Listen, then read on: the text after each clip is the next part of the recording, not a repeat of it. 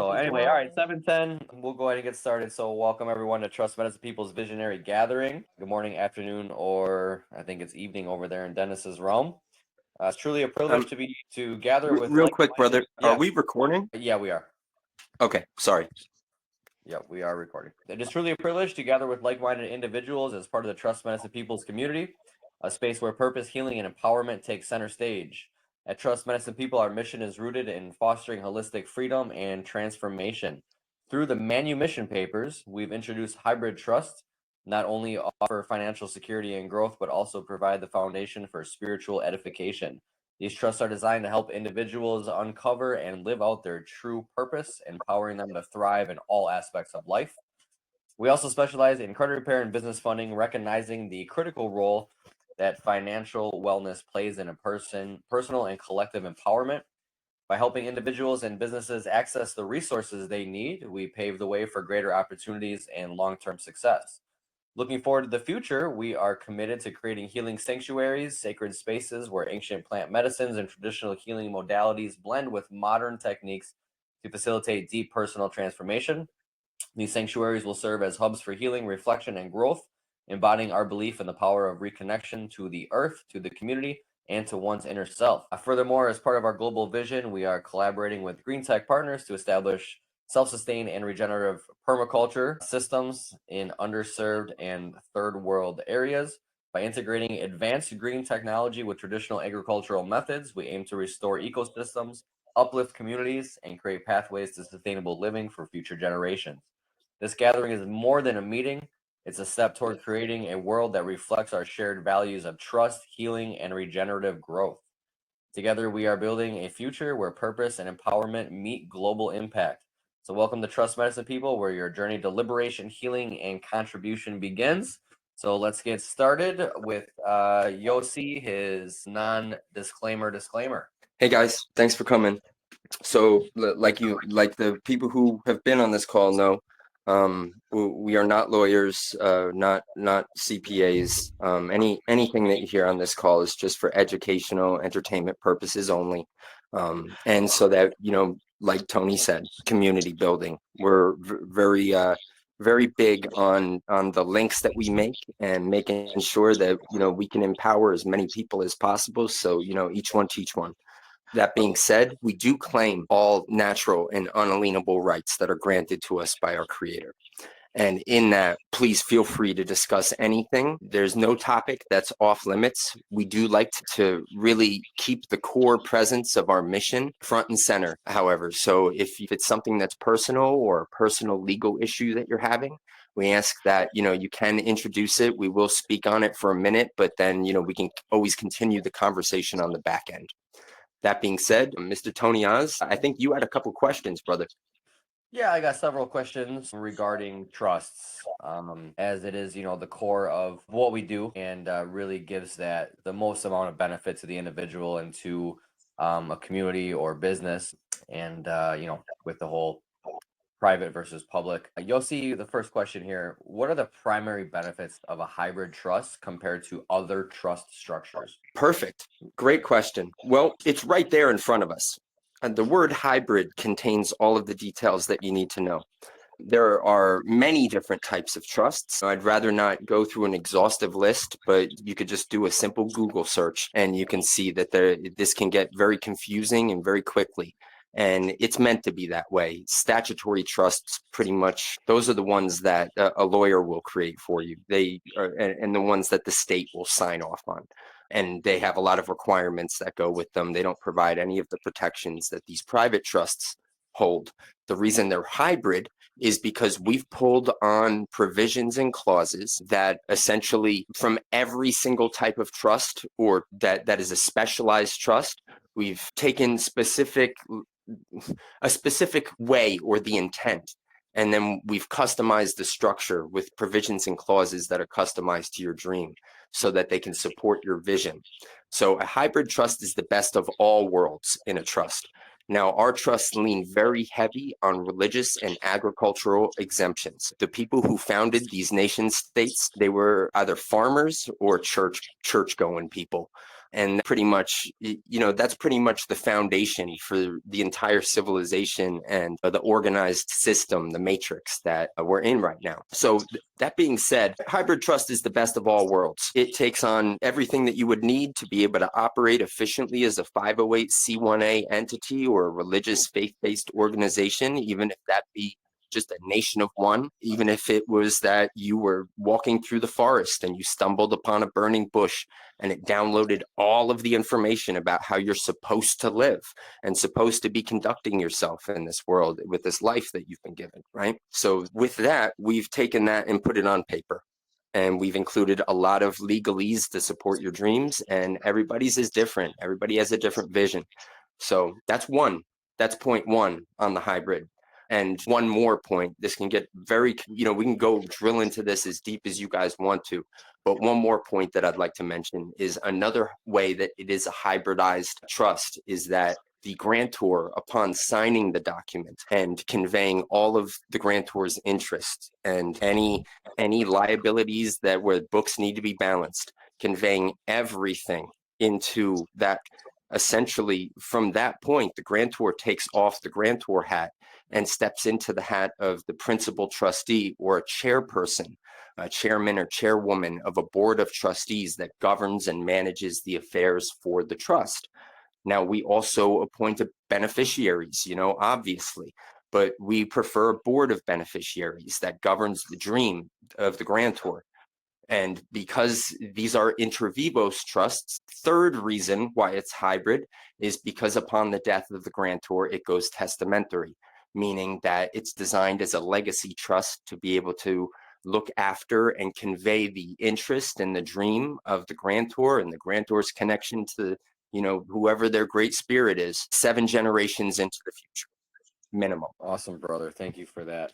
Yeah, one thing I noticed, looking over trusts that an attorney can create, there's so many different kinds, and the price points trusts are not a cheap thing by any means. But to spend, exuberant amount of money just to like basically write up a last will and testament, it's insane. So to look at the difference in pricing and the value and what you get out of each types of trust, there's so much out there. It would take I'm still learning about all the different types of them.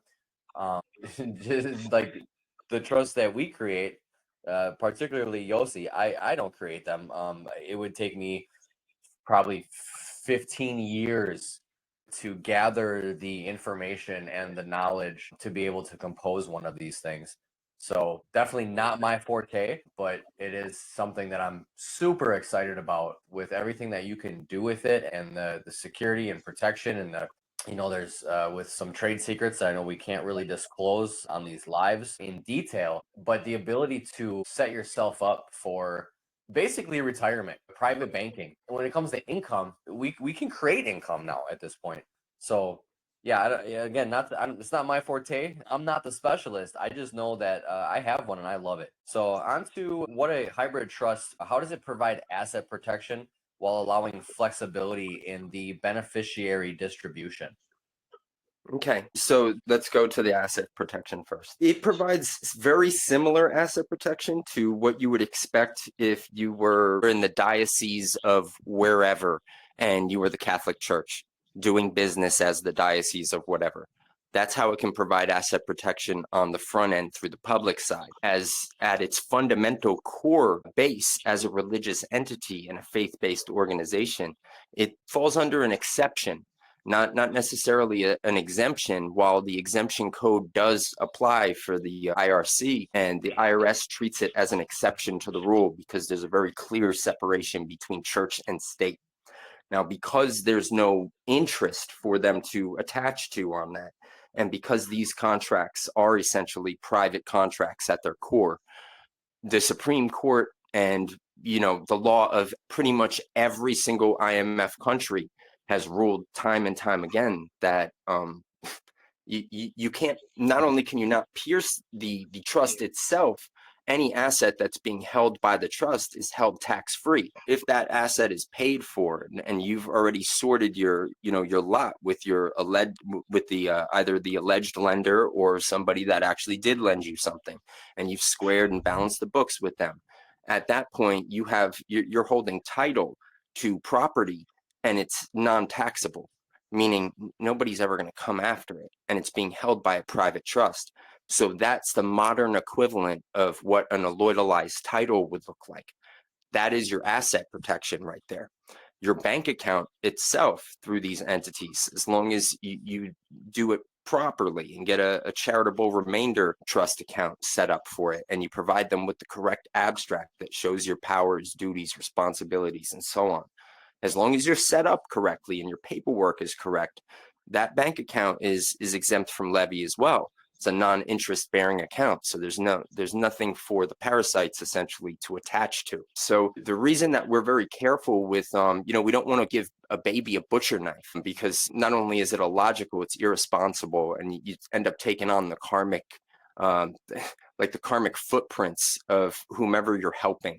So we really prefer empowering people, which is why you can't even get one of these documents and the series of annexed material that come with it unless you have a very potent dream that can drive you, and unless you're connected to that dream and willing to live in service to it as a 24/7 at-will volunteer employee. And if you can manage to do that and set up your affairs and blow your equity up as much as possible, at the same time, blow the debt side up as much as possible, debt and equity can never be taxed. So your asset protection is built right into the operating agreement that's within the trust. Yeah, excellent, brother. Somebody had mentioned something about forever in debt, and I had to put in my 2 cents on that one. I can't wait to have just tons and tons and tons and tons of debt. Debt and equity. Yeah. Everyone's, oh, that's horrible. I'm in debt. Well, if you utilize it properly, that should set you up for life. If debt is utilized properly, you are good to go. If it's used improperly and now you're stuck, paying the bill or floating the bill, obviously we don't want to take that route. So with everything that we do, is make sure that it's set up properly to where you can utilize that debt and create more equity and create systems that can provide for all future generations. So Yossi, you want to touch a little bit more on the considerations to be aware of when setting up a hybrid trust, as far as like legal and tax considerations? Legal and tax considerations. Well, there are some. You don't want to be out there creating taxable events out of ignorance, because you set a trust up and you don't know how to express it, how to actualize it, and how to actually live through it and through the private. Most of any kind of legal ramifications that you'll experience in this world come through operating out of ignorance, or through that public side entity, which is essentially the same thing. It's operating out of ignorance. You didn't create the contract. You don't really know the terms and conditions. There's a governing force that's at play that is treating you like an employee and has an insurance contract on your head. So I don't see where you can get more liability than that, right? So operating in the private, though, that is the way to do it. Now, as far as just any hybrid trust document, you get what you give. And if you're connected with somebody who can create something for you that will allow you to provide these protections and help advance your dream and get you to the next level, I would consider it a blessing. I've been blessed to be connected to many great teachers, and many of them held those trade secrets to their chest as long as they possibly could for my own best interest, right? Not because they were doing anything out of malice or trying to make money out of me or whatever.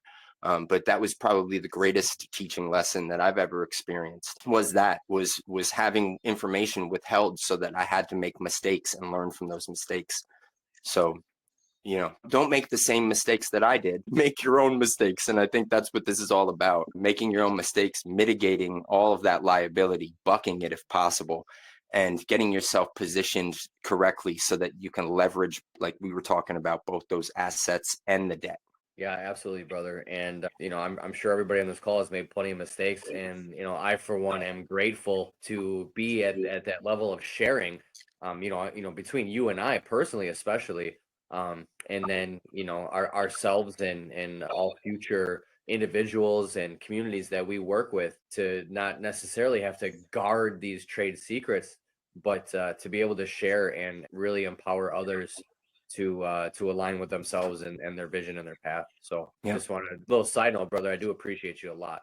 Thank you, brother. Feeling is mutual. All right, now as we, us personally moving forward, we are big into charity and social impact projects. Yossi, you want to touch a little bit about how this particular trust can be customized to support said things, charitable giving or social impact projects? Absolutely. The way that I see it, and my personal leverage point, I'll tell you it right now, is if I'm only working with like-minded people and we share a common dream, or there might be bits and pieces that are different, then I'm inspired every day when I wake up to work. So for me, on a personal level, this is a dream come true, to be able to help other people with their dreams and get them to, as far from point A to point Z as possible, and as quickly as possible, efficiently, prudent, not doing anything that is going to set off any red flags, time tested, truth. I think I lost a grasp of the question, brother, but like I feel you. So that's where it's coming from. Yeah. No, I caught it all. But we'll instead of elaborating, we'll move on. So now when we talk about a compliance, both domestic and international, how does the trust ensure that compliancy with different regulations, both internal and external, domestic and international? Again, this is one of those questions where it's apples and oranges, right? Because when you're operating through the private, you don't really have to comply with anything. You are that, and whatever your paperwork looks like is just a reflection of that. And if your paperwork is set up right, you've got both private and public sides to that paperwork. And like I said, apples and oranges. You don't really have to worry about compliance when you're operating through the private. Now, when you're operating in the public, you definitely have to comply. And some of the structures that we set up can get quite elaborate. Some people require corporations or a series of corporations because they want to trade promissory notes back and forth. Some people have really big ambitions. We're working with some partners right now in South Africa, and they're getting ready to create their own bank so that they can help rebuild Libya. So that's, that for them, they're going to need a very complex structure that contains at least one master corporation that is embedded inside of a trust document that's a master trust that can split off into sub-trusts and both securitize the note and be the depositor on the account. But I don't want to get too much into, too left field, but I'm just telling you this, it gets very complex. And through that complexity comes more compliance. So if you're just operating your dream, if your dream is to, run a food truck and generate a bunch of money to fund a project that you have, that, some kind of sustainable village where you focus on regenerative agroforestry projects, or, something that's going to help others long term, then you don't really have to worry about compliance. The system's been set up in such a way where giving is receiving. Yeah, absolutely, brother. My whole take on that is within the private realm, and I obviously asked the question for everyone on the call, but it's like wherever you are, it's an agreement with you and your inner self, your creator, your higher self, however you want to look at it. But it's an agreement to where, when we look at different regulations and such, it's almost like a self-governance token. So yeah, well explained, my man. Now, being a member of the board, Yossi, I'm gonna advise you to stay in line on this one and not go too extreme. But how do you structure succession planning with a hybrid trust to ensure long-term sustainability? Boom. Thank you for the little note at the beginning. Yeah, we do not want to get too deep with that one, but just know that there is an attached will that is a pour over will that essentially takes all of that public side interest and uses it to squash any remaining debt. And then we make sure that the interest that the trust is carrying is conveyed from one generation to the next through nominating and explicitly detailing that we want the board of beneficiaries to step up upon the grantor's death and become the new board of trustees, and then they will appoint beneficiaries from their heirs. Okay, and then we can touch a little bit upon the waterfall method. This isn't something that's like super embedded, deep, sacred information, but within the trust, the way it's structured and the way we have individuals structure it, that is where that trade secret lies. But Yossi, you can go ahead and touch a little bit about that waterfall method. Well, we've taken the waterfall method, and we've had to build our own waterfalls, essentially, because while the basic structure of putting a life insurance policy on every head that's in your family and creating a family unit where as soon as somebody dies, that money goes right back into the trust so that it can fund the different projects of everyone else in the family, that's pretty much the waterfall method in a nutshell. The way that we set it up is with a specifically structured life insurance policies, 2 of them specifically as the base foundation. Again, I'm not going to go into too much detail unless somebody really wants to hear about life insurance, and then we can drill into that. But essentially, with those 2 policies in place, it provides a lending window into the trust and allows you to leverage the full net worth of the trust for its face value for liquidity, for different projects, for cash flowing businesses, for you name it. Yeah, absolutely. So that waterfall method is considered the Rockefeller waterfall method. It's how they created all their wealth within their family by basically utilizing these policies as their own banking system, allowing all family members,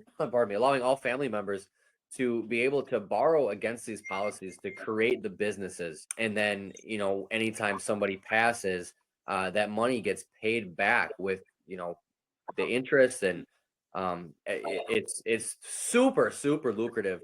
And what Yossi has done is kind of reverse engineered it a little bit to make it even more lucrative. So again, that's more on the trade secret end. That's something that we don't really discuss publicly because these do go in a public setting. These lives are uploaded to YouTube, so we can't go too deep into that. But it is right along the line with that Rockefeller waterfall method, with a little bit of reverse engineering to spice it up a little bit and make it a little more leverageable. So my last question for you, brother, is what is this particular trust at its core, and how does it align you with your path? Boom! Another one. You're just throwing the zingers tonight, man. Yeah, well, at its core, like I've expressed, it is a contract between you and something greater than yourself, and something definitely greater than all the man-made bullshit contracts that you never signed down on. So your signature itself is your power in this world. It denotes that you are a living being. If you notice, all corporations will sign documents with electronic signatures, or they won't even bother signing it with a signature. They'll just type the name in there because they have a signature on record and they don't want you to see the signature. Essentially, we're just talking about dealing here with inanimate artificial entities that I've called in past dead entities. Some people have an issue with that, but at its core, black magic works through necromancy. And, if we're just dancing here with dead entities, shuffling corporations and LLCs and stuff around, you can expect the same types of dead results, maybe just money. And money definitely won't buy happiness. So at its core, we've constructed a system, and that system is the thing that supports your dream. And that contract that you have, that's an a priori contract that supersedes all of the other contracts. That's what the trust is. Thank you. Yeah, that damn signature, man, admitting that you're dead, basically. Well, yeah, I mean, so when you put your signature on that piece of paper on the undersigned and you sign down, this is me, this is how I conduct myself. And from there, you're completely aligning with not only your vision because of the customization and the add-ons that we put in there, but you're aligning with your path, with your actual dream. And as long as you keep giving, you get really far in this world. Absolutely, brother. That is all the questions I had. Tim has asked, can you leverage the full face value of the life insurance policy, not the cash value, but when first opening the life insurance contract? Great question, brother. Well, again, this is one where I have to put the guardrails up just a little bit, okay? Because there is a process to doing it. You won't be able to do it without the right provisions in the trust that can match whatever you're going to find on that life insurance policy. Now, if you went out and you just got a single, that there is a way to do it where without that, it's a bit complicated. You have to pretty much just say you dump $10,000 into a single premium whole life policy with a high cash value and low death benefit and fixed rate of interest. That policy right there, you can take it into a car dealership, and when it's time to sign the papers for the purchase agreement or the application for the loan and whatnot, and that extension of credit, you can go ahead and put that policy up as collateral. Now, the policy, if you put 10 in it, it's worth at least 20 immediately within 72 hours. So they know that, and they know that everybody's going to die. Where it gets tricky is that they know that everybody's going to die, and they also know, especially when you're dealing with like a car dealership, at some point they're going to be able to determine whether or not the timeline to some kind of degree by either shutting it off while it's driving 80 miles an hour down the road, etc. So there's all kinds of things that you have to look into, which is what makes it so dangerous. Leveraging a single premium policy where essentially they get paid when you die is it's always a bad idea if you're doing a straight swap. So if you're just taking the policy and exchanging it for a car and driving off the lot, you're in a dangerous situation. Now, if you have the right of return on the policy and you've got all your documents in check and you're coming in through a trust as a trustee of that trust, then you're good. You're golden, because you're not actually leveraging the policy then. You're just leveraging the face value of the full net worth of the trust. That's to more drill into it just a tiny bit. Say you have a policy that is worth $300,000 that you've been overfunding for about 6 to 9 months, overfunding right below a modified endowment contract. From that point, you might be able to leverage that again through the trust, and then just do a collateral assignment or something like that, where it's just pretty much a sticky note that goes on top of the policy that says the lender gets paid first when you die. I hope that answered it a little bit. Awesome, brother. Thank you for that explanation. With that, we will go ahead and open it up to that open mic end of things. If anybody has any questions, see, Bev is on the call, usually has a few. Janai, Tim, anybody have any questions? Tim does. I think he can only type though. Go ahead and type it up, Tim. In the meantime, Yossi, I'm a little curious, just for other people's curiosity. If one were to come to you with a vision, let's say they didn't have one, but they feel like they did, right? I want to do something greater. I want to help people. I just don't know where to start. I've fed homeless people with a group of charity and clothe them, but I want to do something greater. I just don't know how to get started. What would your process be? How would you help me find my vision, and help me write down my goals and grab that edification per se? Awesome. Yeah, absolutely. Yep. So what I think I would advise is, absent of Vipassana set, where you can actually cycle through any kind of trauma that's in your body that's causing it to spaz out on you, or get through all of the chatter and the clever tricks and the poo throwing that the monkey mind has to show you, right? Because it's got a lot of clever tricks. And every time you try to sit down and meditate, the thing that's going to pop up is the garbage. It's all got to get thrown out. You got to go through and clean house. So there are specific meditation techniques, specifically anapanasati, which is just the awareness of the sensation of breathing, the sensation of air flowing in through the nostrils and the upper lip, and then returning the mind consistently every time it wanders, bringing it right back to the sensation. And that right there is kind of like not so much a spiritual push-up, but in the end result, spirit will be strong because of that, and vision will be strong because of that. So yeah, if you're having issues, like we've talked about, we don't really like to reverse engineer somebody's dream or somebody's vision or their connection with something greater than themselves. We don't want to reverse engineer that part of it just to achieve some kind of financial objective, right? Because then we're shooting ourselves on that one. So our whole process is guide them inward. That's where all the answers are. That, whatever dream you had when you were a little kid, start there. But, the system will probably have beaten some of it out of you by the time you're an adult. But if you start back at that dream and you keep focusing on that dream, it'll grow over time. you know, maybe a lot of people aren't ready for such a leap, but I definitely am a strong, not believer necessarily, but like I know synchronicity, you know, and I know that the universe speaks to us through synchronistic events and, you know, through sitting on a call or just being attracted to hit that button for some reason. So if anybody's listening and you do have a dream, or if you are, you know, shaky on the dream and you need help refining it and putting it into language, that's what we specialize in. Yeah, absolutely, brother. The whole A to Z process, and I know a lot of people want to make a difference. You know, want to be impactful in this world, and just don't know where to start. Don't know how to do it. Don't know the first step, the second step, the third step. So yeah, very very grateful for everyone that's hopping on and you know, to give that assurance. You are definitely in the right spot. You know, as we move forward with ourselves and trust medicine people, and you know, our global partnerships and really making an impact in people's lives. You know, it starts here as well, but it also starts within the individual, and then that transfers to the collective. And you know, that's our whole mission, is to you know, like Bev just dropped a bunch of hearts, is to realign the heart and bring back the frequency of love, you know, as a collective. So jumping back to Tim, he said, I have heard that when you are operating in the private, you don't have to worry about MEC because you have no tax liability. Is that true?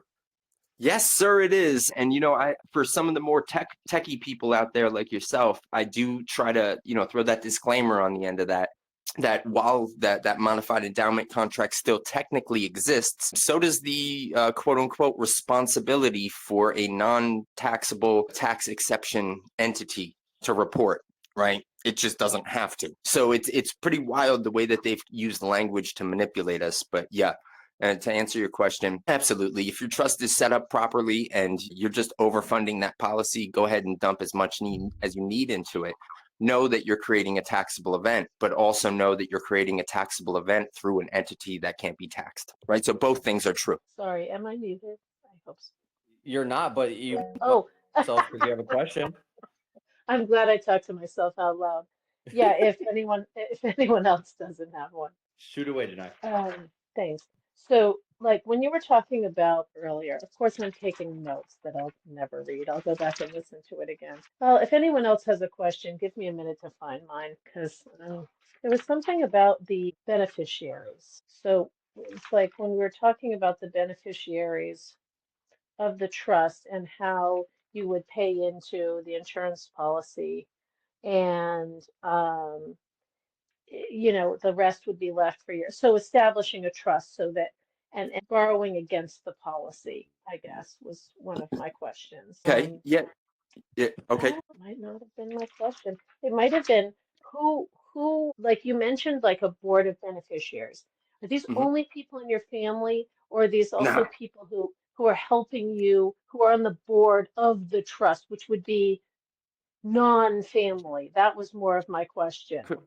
Correct. Yep. Yep. Or So some of the, family, like someone like yourself or your yeah. partner who knows more about your lawyer friend or my Yeah. lawyer. I Yeah. don't know how it Absolutely. works, but that was my Well, question. you would appoint them as trustees ideally, and that dream Trustees. that you have would become the beneficiary.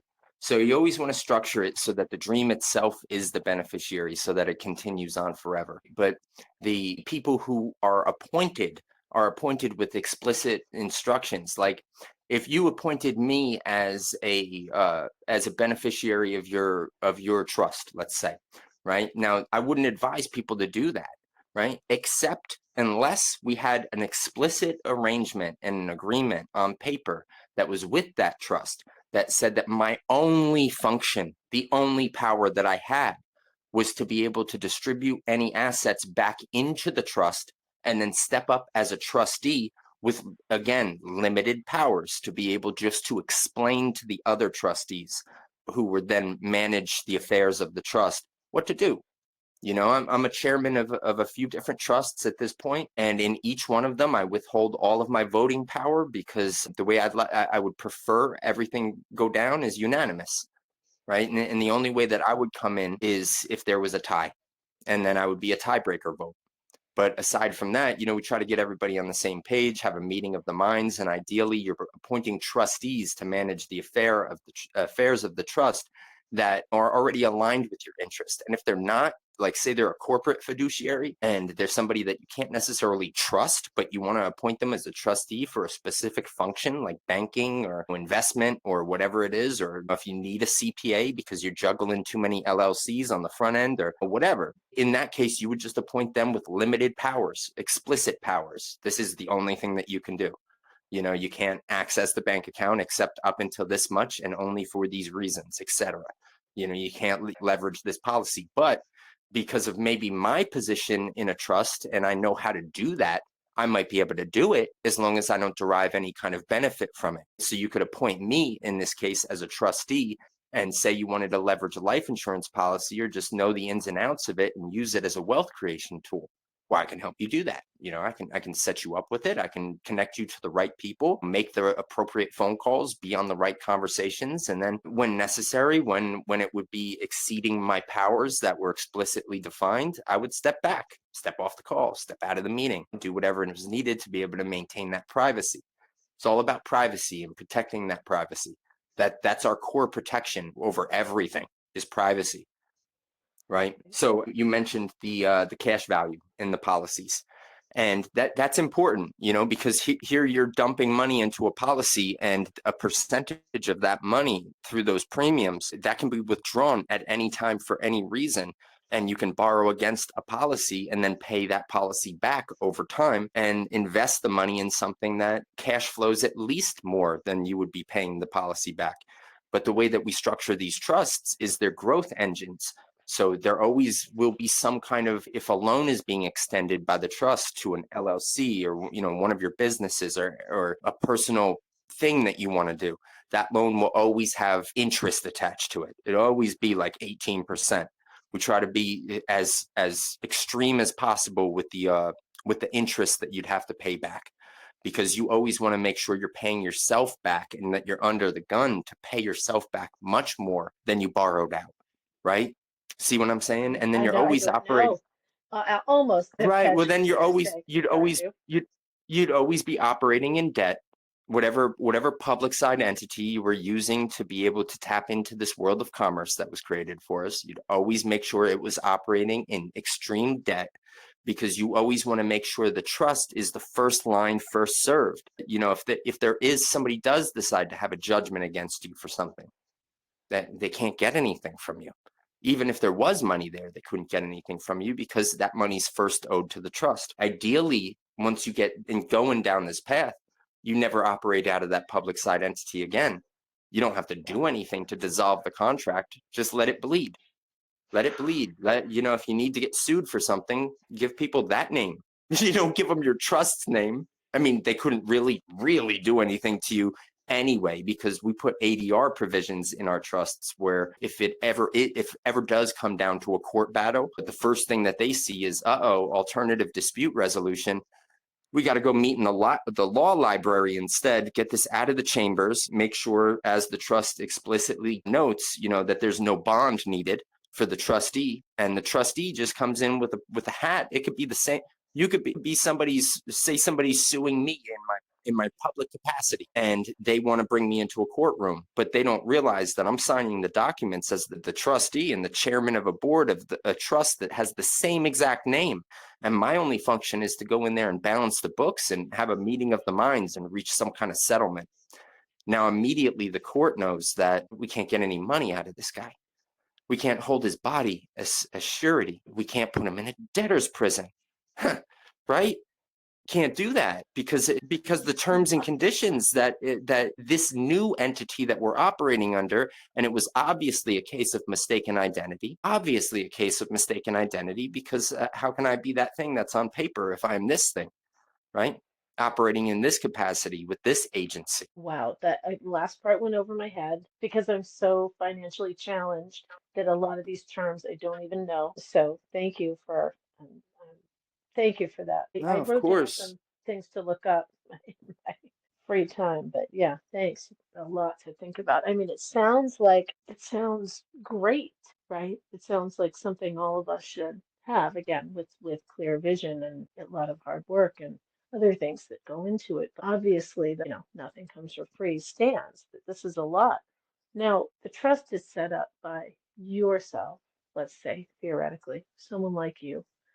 And then there's other people appointed, depending on the complexity of your situation. Correct. Let's take a simplistic view.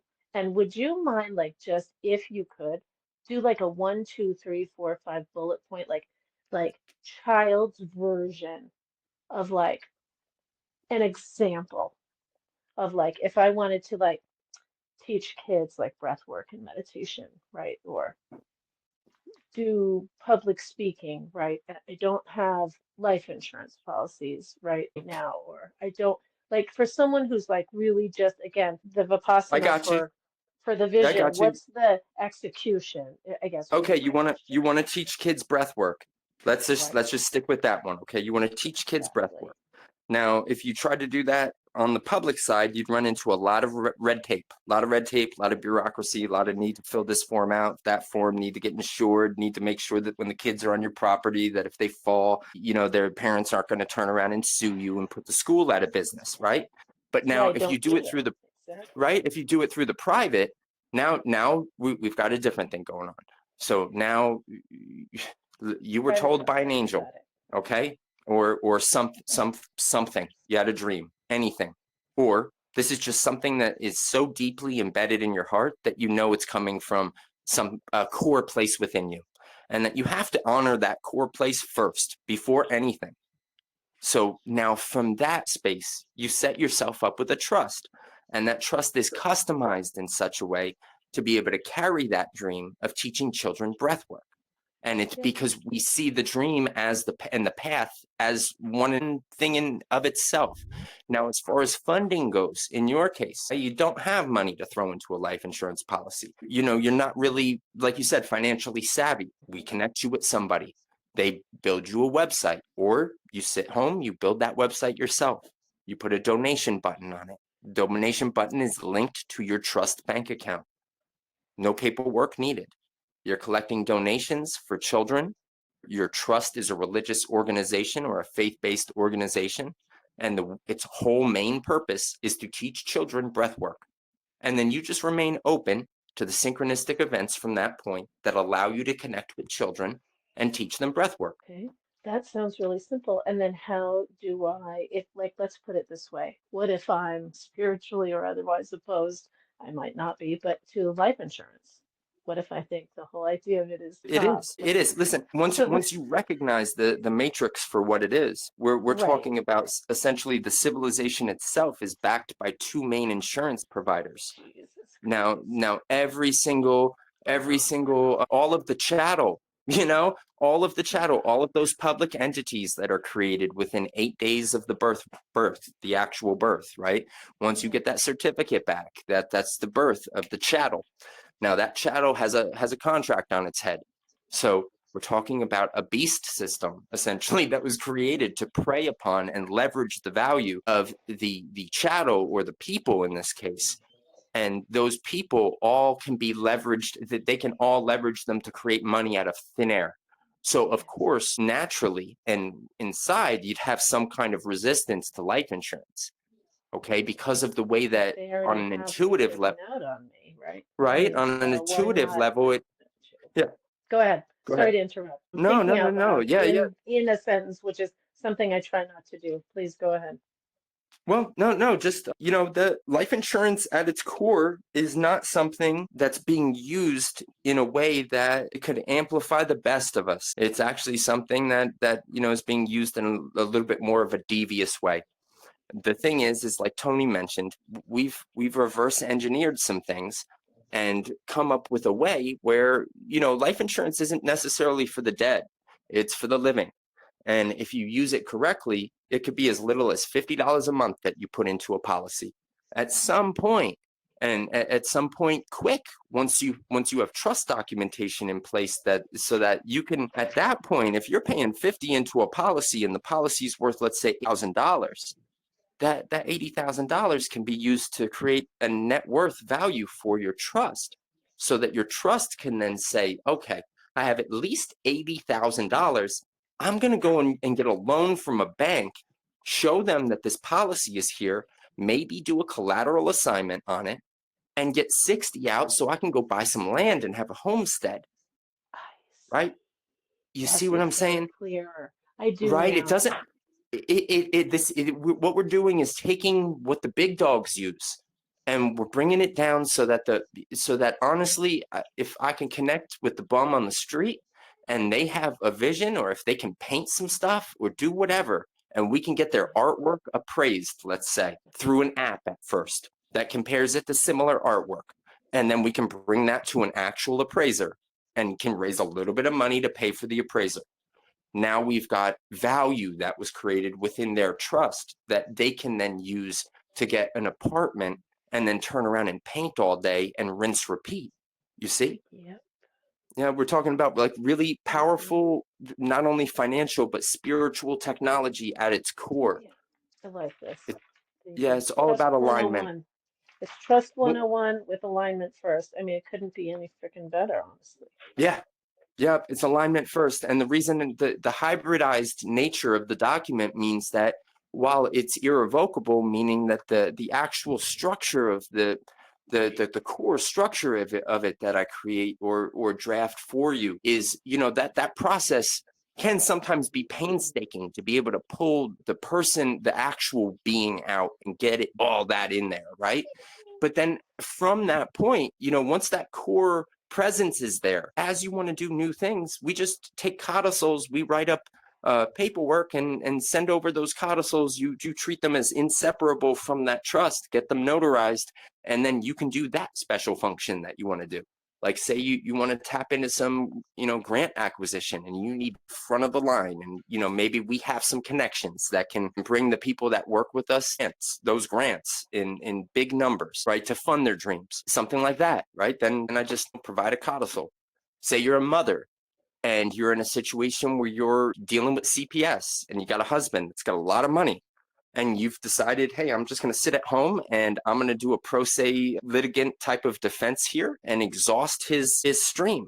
Well, we can create a trust for you that you can then operate through in that litigation process, where the children that grew inside of you and your biological material that is them can be commandeered and treated as trust property. Now, those types of ways are also ways that you can flex this. It's not just finances. This is freedom technology that we're talking about. Admittedly, I didn't really get that example with if you're a housewife, but that's just No, I got you. I'm just telling you, through working with different people, I've come across many different ways that we can, it's sky's the limit. Your dreams are the limit. Your imagination is definitely the limit. But if your imagination, if you can be a child and approach this as a child with the beginner's mind and just focus on your dream, like the info gathering form that you get when you dive into this process, the first form that you get, it's not really asking you too much about your finances or anything like that. We don't really care about that. We care about your passion, your dream. What's the world look like in 7 generations if your dream were to come into fruition? Things like that. Yeah, Real. I get that.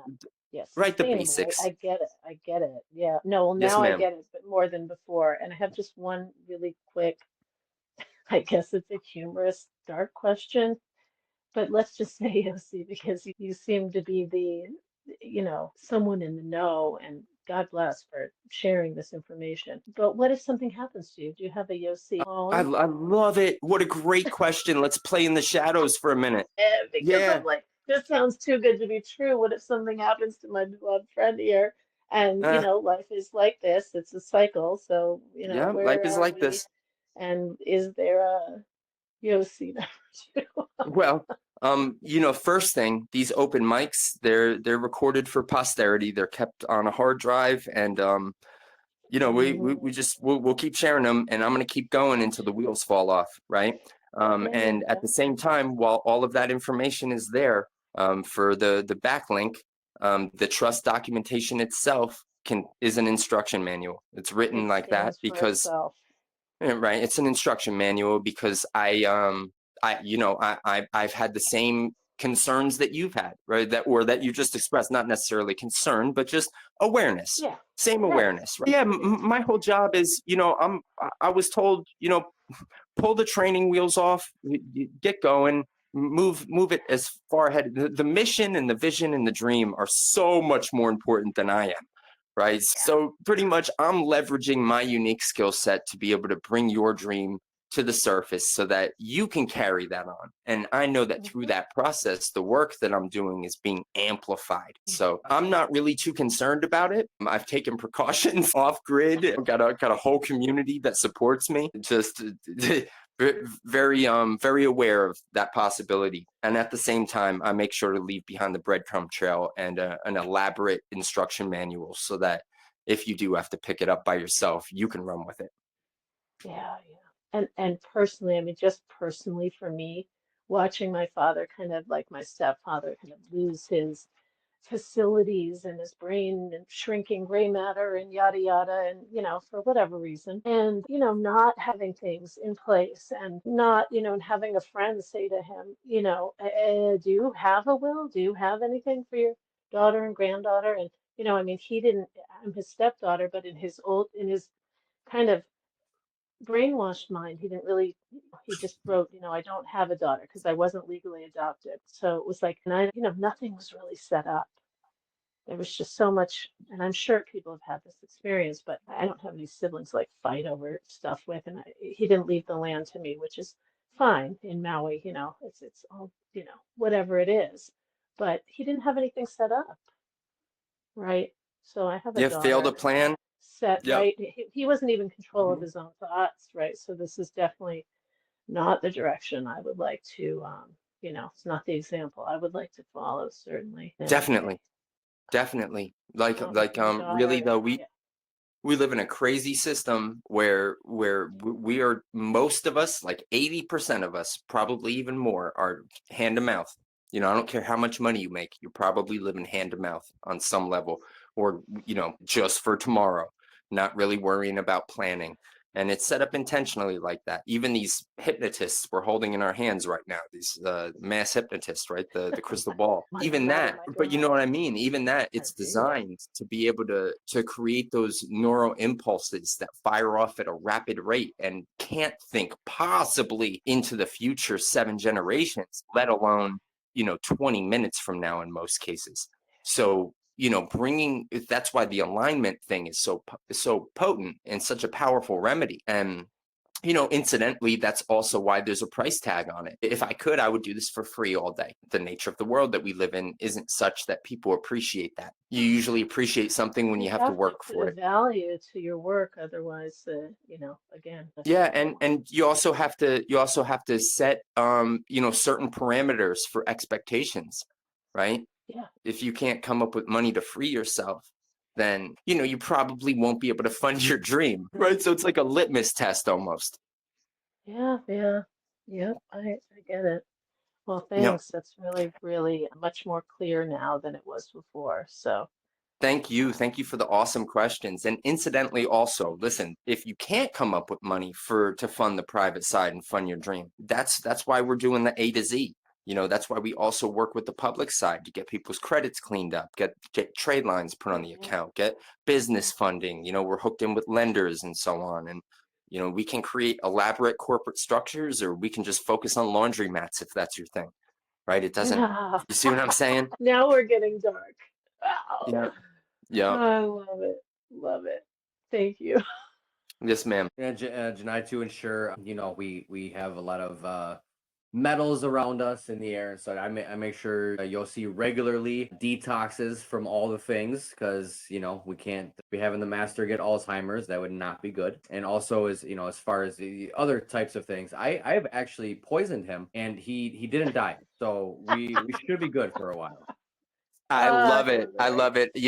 Cobra venom was that was the thing that set me off on my medicine journey. It was after drinking a lot of ayahuasca in the jungle and, really trying to connect very deeply with plant medicines. But venom, incidentally, was the thing that unlocked all of my psychology and all of my programming and just helped me flow. So that, like I've said, when I'm at my best, I'm not me. I'm not even here. Yossi, I just noticed Tim had asked in the chat, Are these policies whole life or IULs or neither? Yeah, great question. So again, the policies themselves aren't as important as the structure that holds them and who the owner of the policy is. At the same time, I'm going to tell you right now, an IUL is a tricky type of policy. It's the one that they're pushing. Talk to an insurance agent. Ask them what type of policy you should get. They're going to tell you an IUL. They're going to explain it to you like this. They're going to say, well, it's based off of an index in the stock market. We set very tight stop losses, so we make sure that should the stock market go down, there is no growth to it.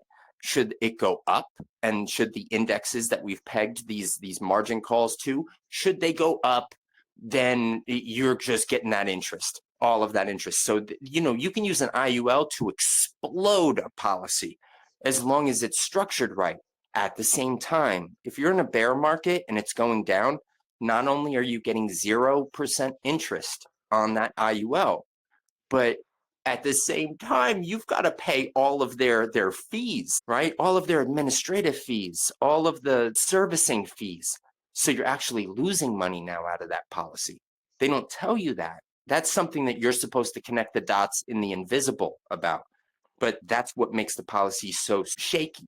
Now, are some of our like, lack of a better term, I guess, high roller clients. The way that we have them set up is trust set up correctly.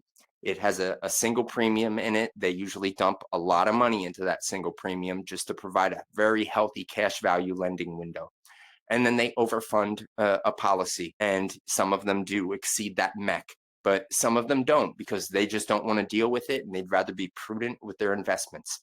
Right? So because you can always spark up as many policies as you want. No reason to approach a MEC and deal with the IRS, even though it's not taxable technically because of the 508c1a nature of the entity. Still, you could get a knock on your door asking to explain it. And none of us ever want to be in that kind of a situation. So we try to insulate people from that.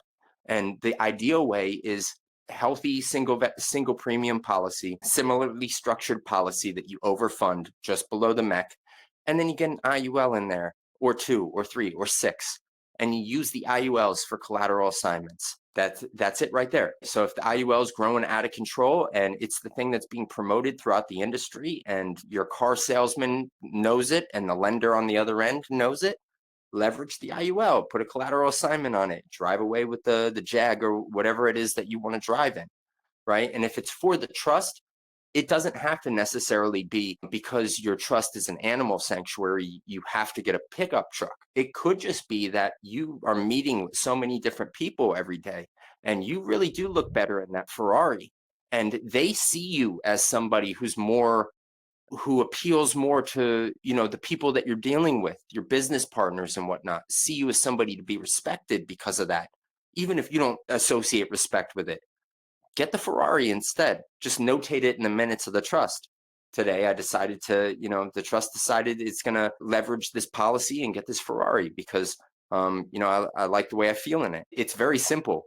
Once you have the framework in place and the solid foundation and that launch pad is built, that rocket ship can be fueled just through your passion, just through your passion. In the structure of the trust, did I understand you say that you are the irrevocable grantor and then become the chairman trustee of the board of trustees, cut off from the grantor forever? Correct. The grant in this case, like I said, you have to embrace paradox, right? Always embrace paradox.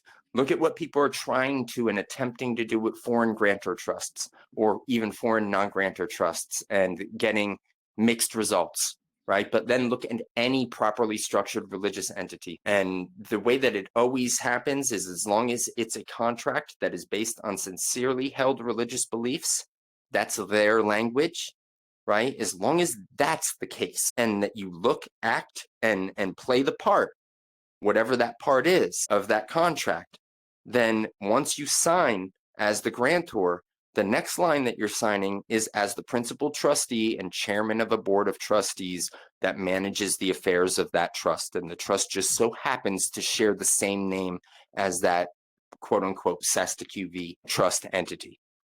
So yes, short answer, yes, you come in as that board of trustee chair, and from there on, the grantor doesn't need to come back into the picture because you know the grantor, you know your dream better than anybody. So And the go ahead. grantor is the settler? Settler, correct. In your trust, the way that we set it up is a little bit different terminology, but yes, the settler. No, that's all right. Just confirming.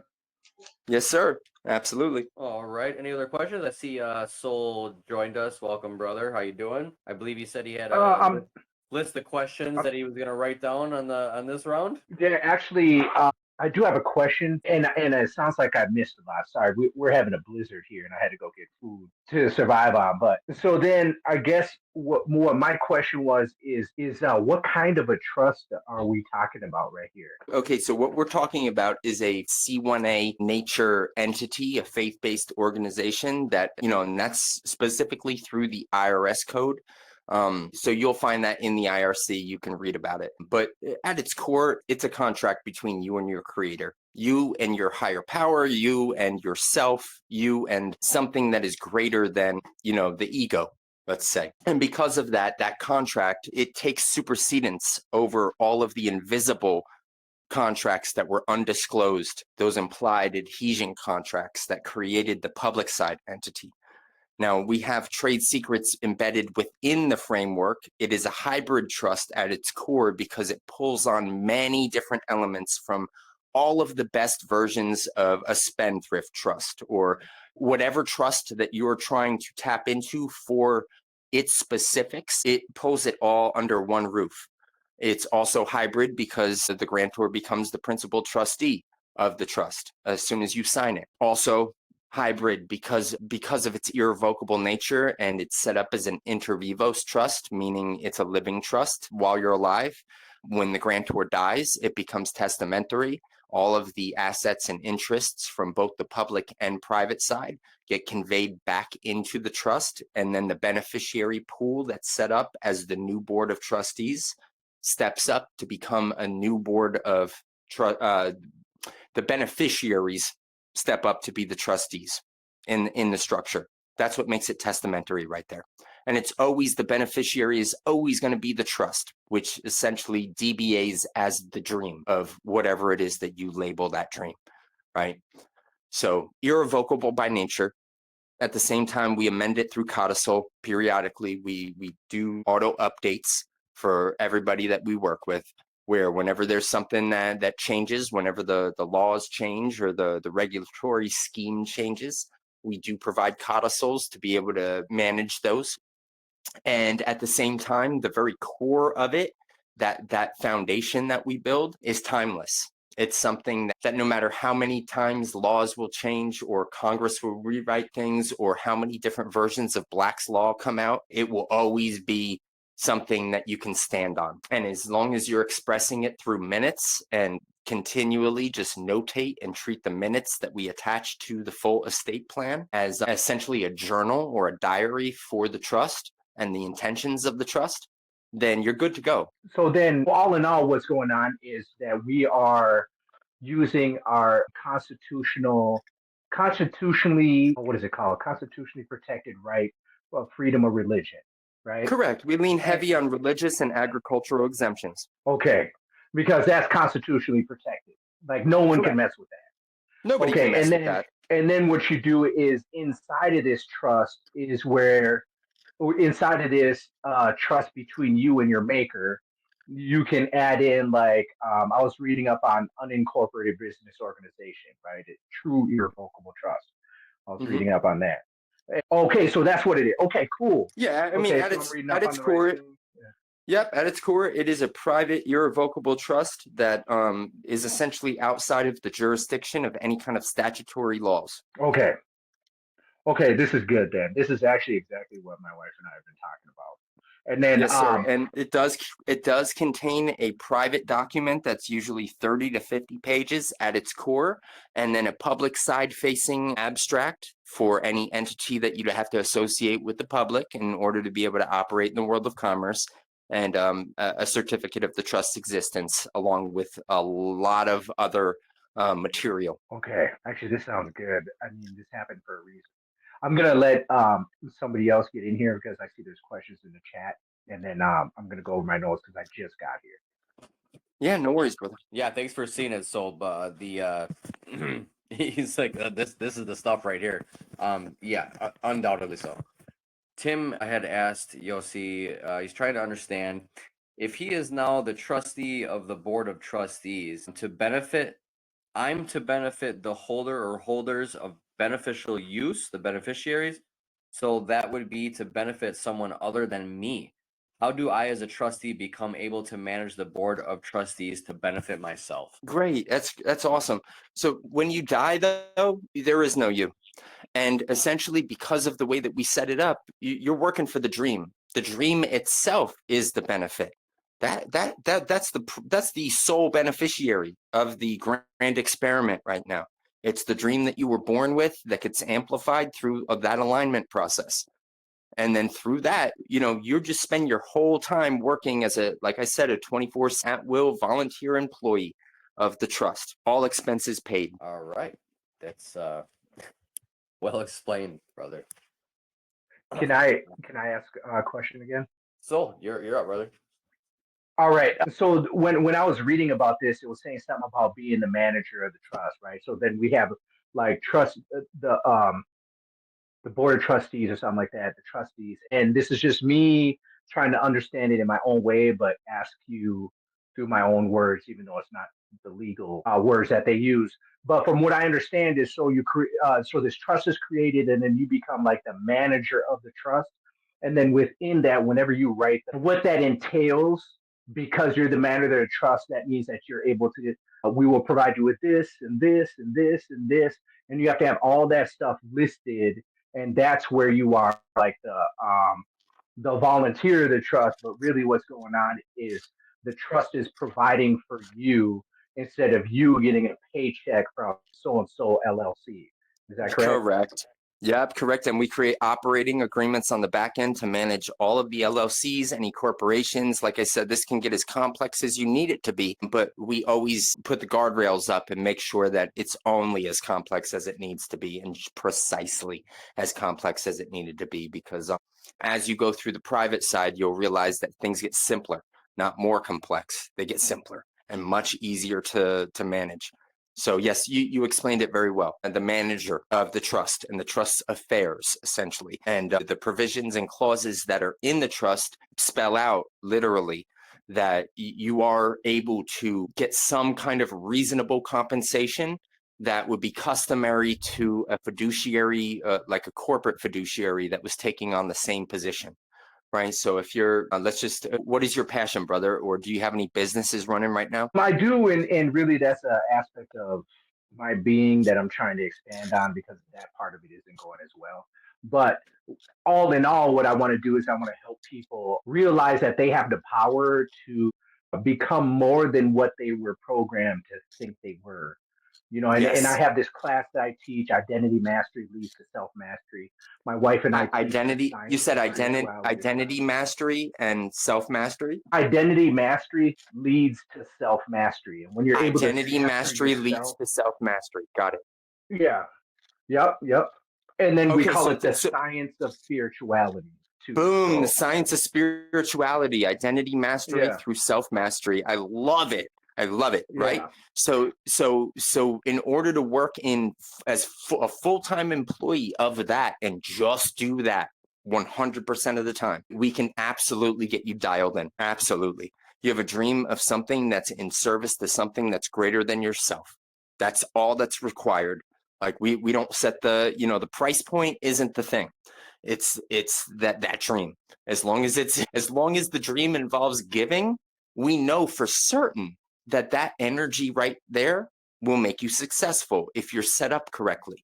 If all your paperwork is correct, you're good to go. yeah. Yeah, and then as far as that, go ahead. Oh, and then on top of that, the reason why I say I think this sounds like exactly what my wife and I have been talking about is because we also have a plan within, in teaching the identity masters. I wanted to start a nonprofit organization called Conscious Creations Community, and we take people in that are struggling with their lives, and then we create tiny homes, right? And then the tiny homes were actually going to be the way that we brought money in, because we're trying to like, okay, how No, can we of create a course, system? of course, that's the way that you would bring the money in. Because Yeah, here's the thing, you do have to provide for the dream, right? yeah. So you say conscious creation. I'm sorry, what is it? Well, that's not what it's going to be called now, but it used to be called. Well, I don't know. Maybe I'll talk to my wife Oh, about it. okay. Well, But it was called that's Conscious Creations Community. conscious And creation community. Cool. So here's the thing. It's the whole reason why I wouldn't include conscious creation community or any mention of it in the actual trust documentation, that trust agreement at its core, but I would hmm expound upon your actual dream is because names change. Ideas change, your feeling about the name changes. We don't want that to be on a document that lives on for posterity reasons alone, right? So we create the documented structure, and then through your minutes sheets, you write everything that you can about what this thing is, what its name is, and all of that. And then you DBA through the trust as whatever it is that you want. Like I've DBA'd as probably close to 30 different things at this point with different projects operating through one entity, just DBAing as a series of different entities for different purposes, right? So Ooh, there is right. So there is definitely a way to unlock that and make it so that it's not connected to the name. It's not connected to anything that can just be taken from you, because if it can be taken from you, you never had it in the first place, right? So we try to make sure that whatever it is that we create for you, and this also points back to Janai's question about, like, what if something happened to me? I need to make sure that any foundation that I lay down for people is something that if something happened to me, you'd be able to continue moving your dream forward, full speed, and you wouldn't require my services, because the trust itself is an instruction manual about how to get that done. yes, and that's actually a great point too, because that's one of the things. I'm a lot older than my wife, I guess, and I have young kids. So and I told my wife that what I want to do is set up a legacy for our family. So that we have something beyond, so our great grandkids can No, be it's sustained, even right? it's our great grandchildren's great grandchildren's children that we need to be looking after, 7 Yes. generations into the future. 7 Yes. generations, and the 7 generations principle of sustainability, that is an Iroquois based principle that comes directly from the Haudenosaunee and the Six Nations Council, who lived in the upstate New York and Massachusetts area prior to colonization. And we pull directly on that in order to be able to really cement these the legacy building provisions in the trust. So yeah, absolutely, brother. We're all about the future. None of us are here forever. Incidentally, that is what this is about. We're not here forever. We do have to share our dreams. Yes. Okay. I'm hearing you. And you're clarifying a lot of things, and a lot of stuff that I've learned is starting to fall in place as you talk. So I appreciate you. Absolutely, bro. I appreciate you too. You've asked some really potent questions, and I'm sure that's stirring a lot up in the people who are on the call and people who will be listening to this on the YouTube. You can ask me whatever you want. So because we're starting something that I've never done before, my family's never done. Where I came from, as they think I'm crazy that I'm going this direction, and not just going for the 9 to 5 for the rest of my life. But so with this trust, and because it's a religious entity, can we therefore go for different grants and stuff in order to help build out the structure that's going to bring in the compensation for the corporate or for the trust? Yep, got it. Such a lucrative question you just asked. Like, honestly, the timing of it couldn't even be more potent. We just got connected to somebody who, without revealing too much on a public conversation, within the next 6 months, we will have frontline access to grant acquisition contracts and government contracting provisions. So we're setting everyone up now and preloading, so that when those come down the pipeline and that connection proves true, we will be able to get all of anybody that we work with to the front of the line. Okay, that's good, because that's one of the things where we're weighing out, because we've heard about a 508 and the difference between a 508 and a 501. And that was one of the questions my wife was really concerned about, because sometimes it's hard to get the funding unless you're Right. Well, really able to get people to believe in what you're doing. You know, sometimes it's the funding part of it's hard. And then I wanted to ask about that.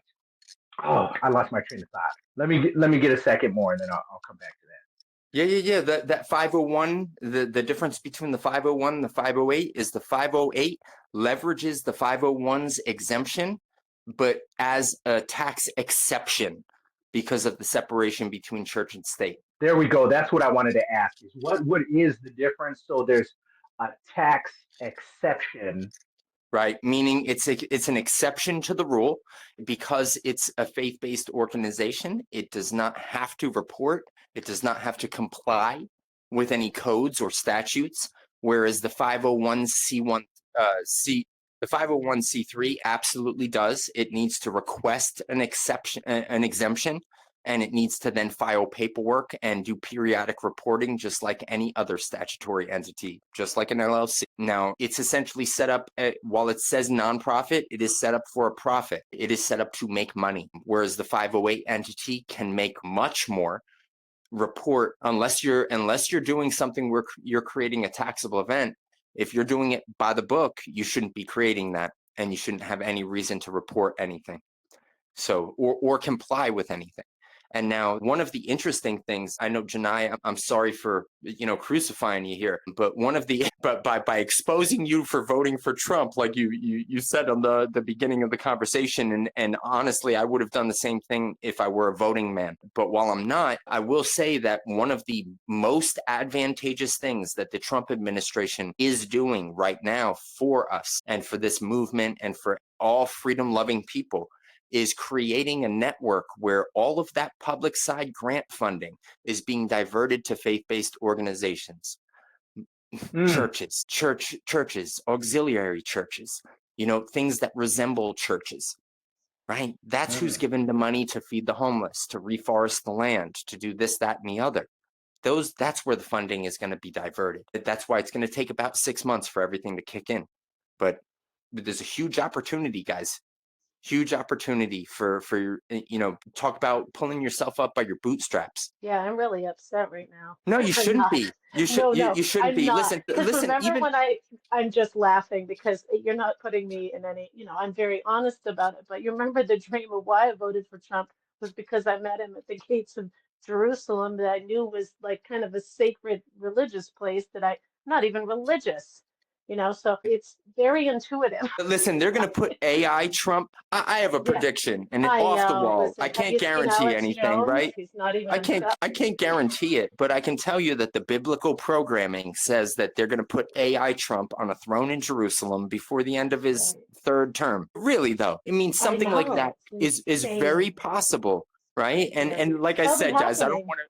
I don't want to go too far into conspiracy theory land, or start talking about stuff that's intangible, because it definitely takes away from the concrete stuff that we've been talking about right now. But at the same time, speculation in terms of connecting the dots is very real. And there's always a double-edged sword. Embrace paradox. While it's here, get that grant funding, guys. Get your trust set up.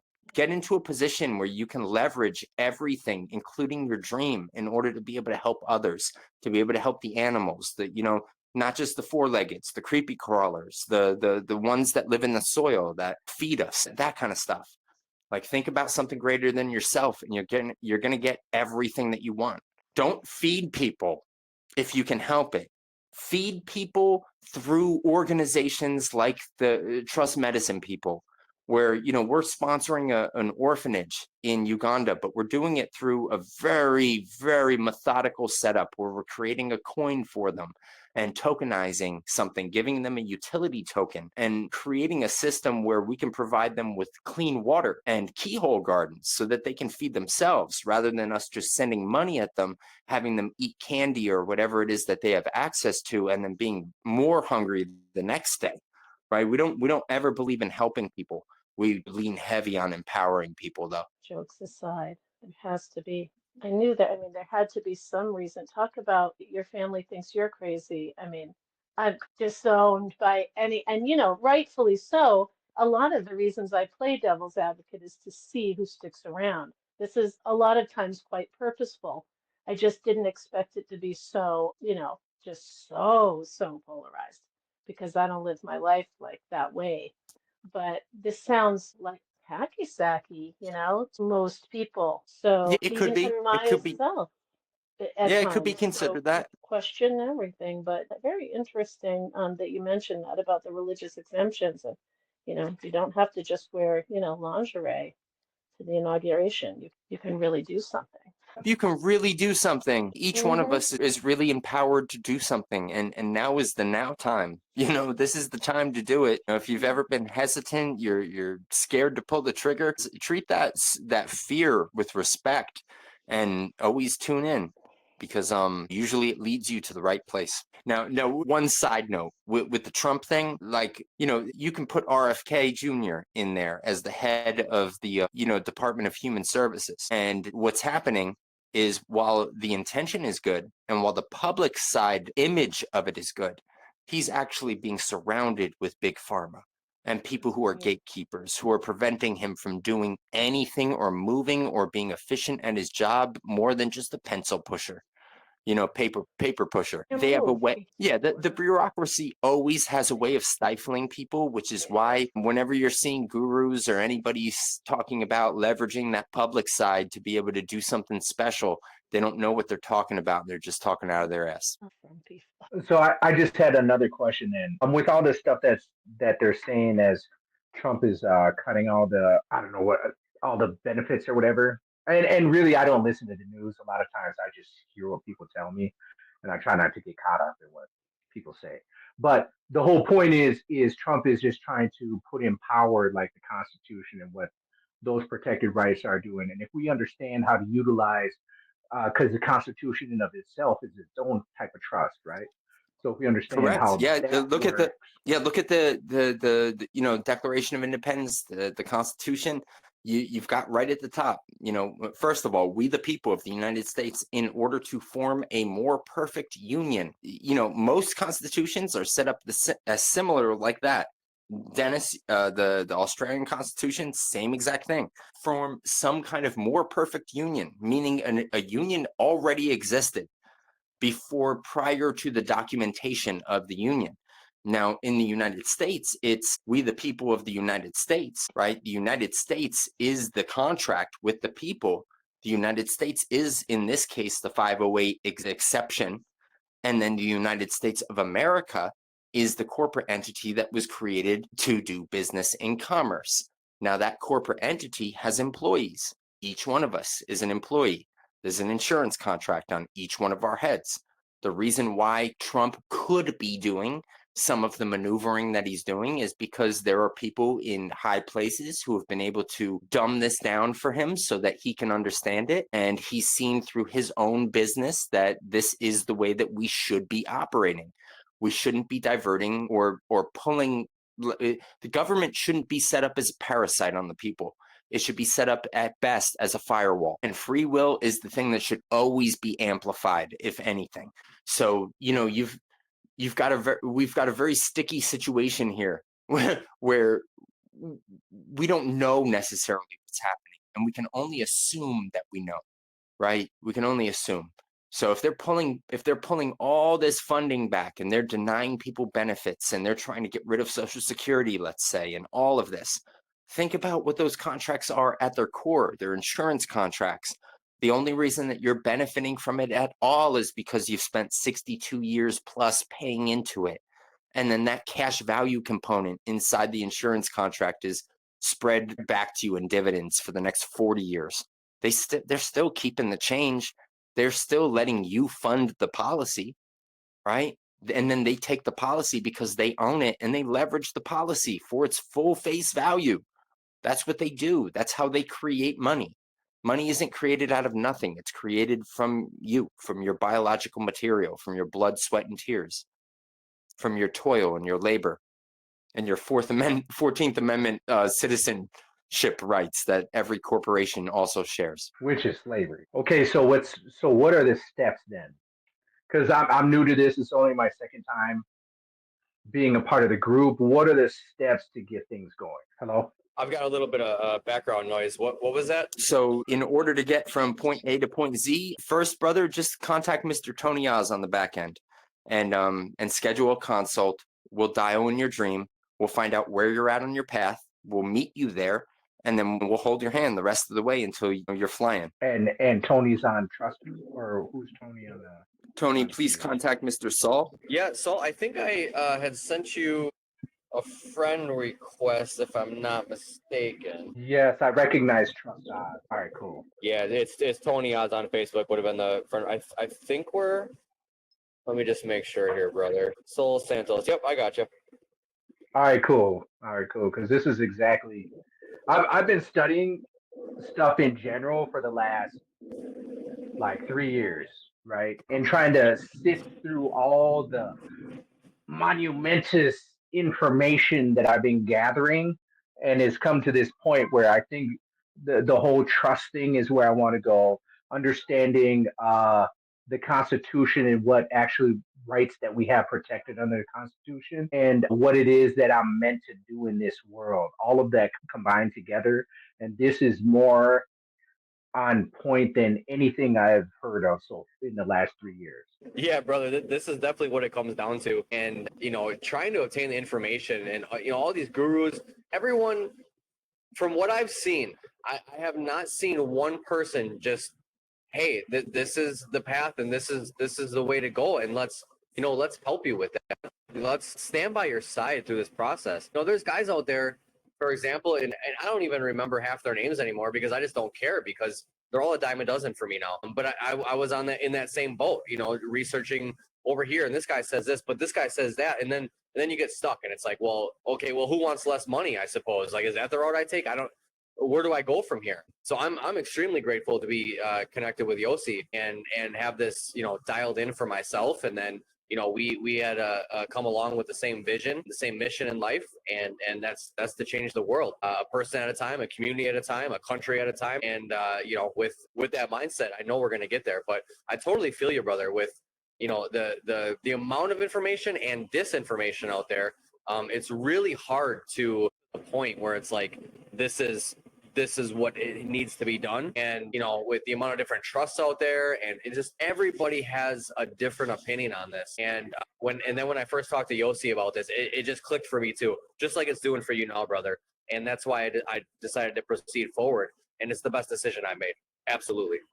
So yeah, just shoot me a message on the back end. We'll get you in the calendar, and we'll get you lined up, brother. All right, thank you. I appreciate that. Of course. Any other questions? Ellie, I don't want to put you on the spot. I know you've been an avid listener, but even if it's a simple question or if you have anything at all, feel free. Tim said, remind me how much the credit costs to repair A to Z costs. Tim, you're looking at $888. That's for the full sweep. That does everything. It doesn't matter what's on your report. We can take care of all of it. And then your monitoring service is $30 a month. Which you'll need for about 3 months. So 3 months at $30 a month, and then $888, and that's it, brother. And if that is something you're ready to get rolling with, just shoot me a message on the back end. We'll get you plugged in, right? Hi, can I ask a question? Yeah. Absolutely, Ellie. My thing keeps not loading, and I have to reload it, so I'm in here probably 3 times. So anyone can book a consult with you guys? Is that a cost, or do we have to have anything in particular prepared? We do a free consult at first. After the first one, it is a charge. Time is, we value our time. But we do give you a free consultation to gauge where you're at and see where you are on that A to Z path. Okay. But yeah, you can definitely schedule as well. Just hit me up on the back end and we'll get you on the calendar. That's also a great question. I do really like that question. So, so thank you. That's all we want to do. Let's get on the phone, the private setting where we can really dial in and go over everything. All these public settings, we try not to get too personal because again, these are all recorded and used for content. But yeah, that private setting is where we can really get to know you, really get you dialed in and set you on that path that you're on. So, like, do you set up a meeting with me again, or? That'll be about $36,000, Dennis. I think that's about what we're at now. No, I'm just kidding, brother. Yeah, we got to go over your agricultural stuff for your traveling rights, And yeah, we'll get you in this week. The sooner the better, brother. Yeah, what we ask with those follow-ups, right? Because you already have trust documentation, so you're already locked in for the consulting as well. At the same time, bro, we keep those sessions to 22 minutes. So we really ask that you have all of your questions written down. If you can, just give them to Tony or just rapid fire them at me. We don't really like to do follow-up consults, as the back and forth, those conversations that go into the 2-3 hour mark. That's just for the open mics. So if you want free questions answered, bring them to the open mic. We've said Tuesdays and Saturdays.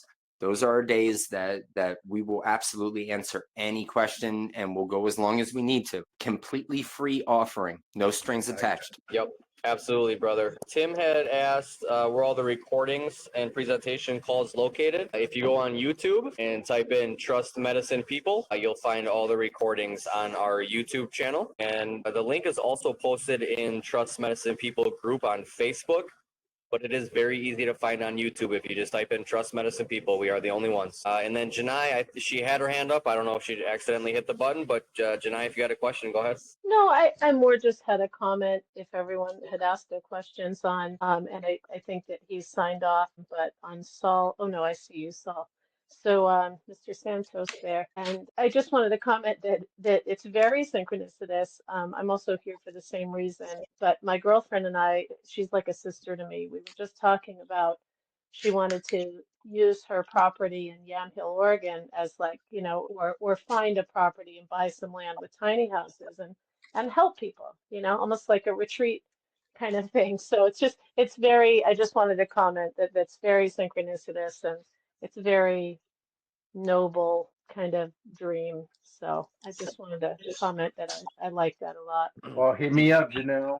I'm always Absolutely. down with working with people together because it takes a tribe. You know what I mean? One man can't do it I all do. themselves. I do. Yeah. And me and my sister here, we're so aligned with each other. She's my oldest friend. I was there when she was born, and we grew up together in Hawaii. And, we talk a lot about, like how to do exactly that. So, yeah, I'd be interested to follow you and interested in the same things. Very cool. And even more synchronistic, I'm in Oregon myself. Nice. There And you I'm, go. yeah, Mr. Sol What Santos. part of Oregon, brother? I mean, Right, but Says the brother, Yankee. if you can get Mr. Carlos on one of these calls, we really appreciated his presence. We love that man. And guys, as far as the tiny home thing, if you guys wanted to schedule, Tony, if you want to hook up a call between Janai and Mr. Saul, and we could talk about the tiny home play, which involves some serious leverage points and some trade secrets that are really going to help you guys get from point A to point Z as quickly as possible. We have connections with some pretty sly stuff, so we're excited to share that. Oh, that's so awesome! I'm down.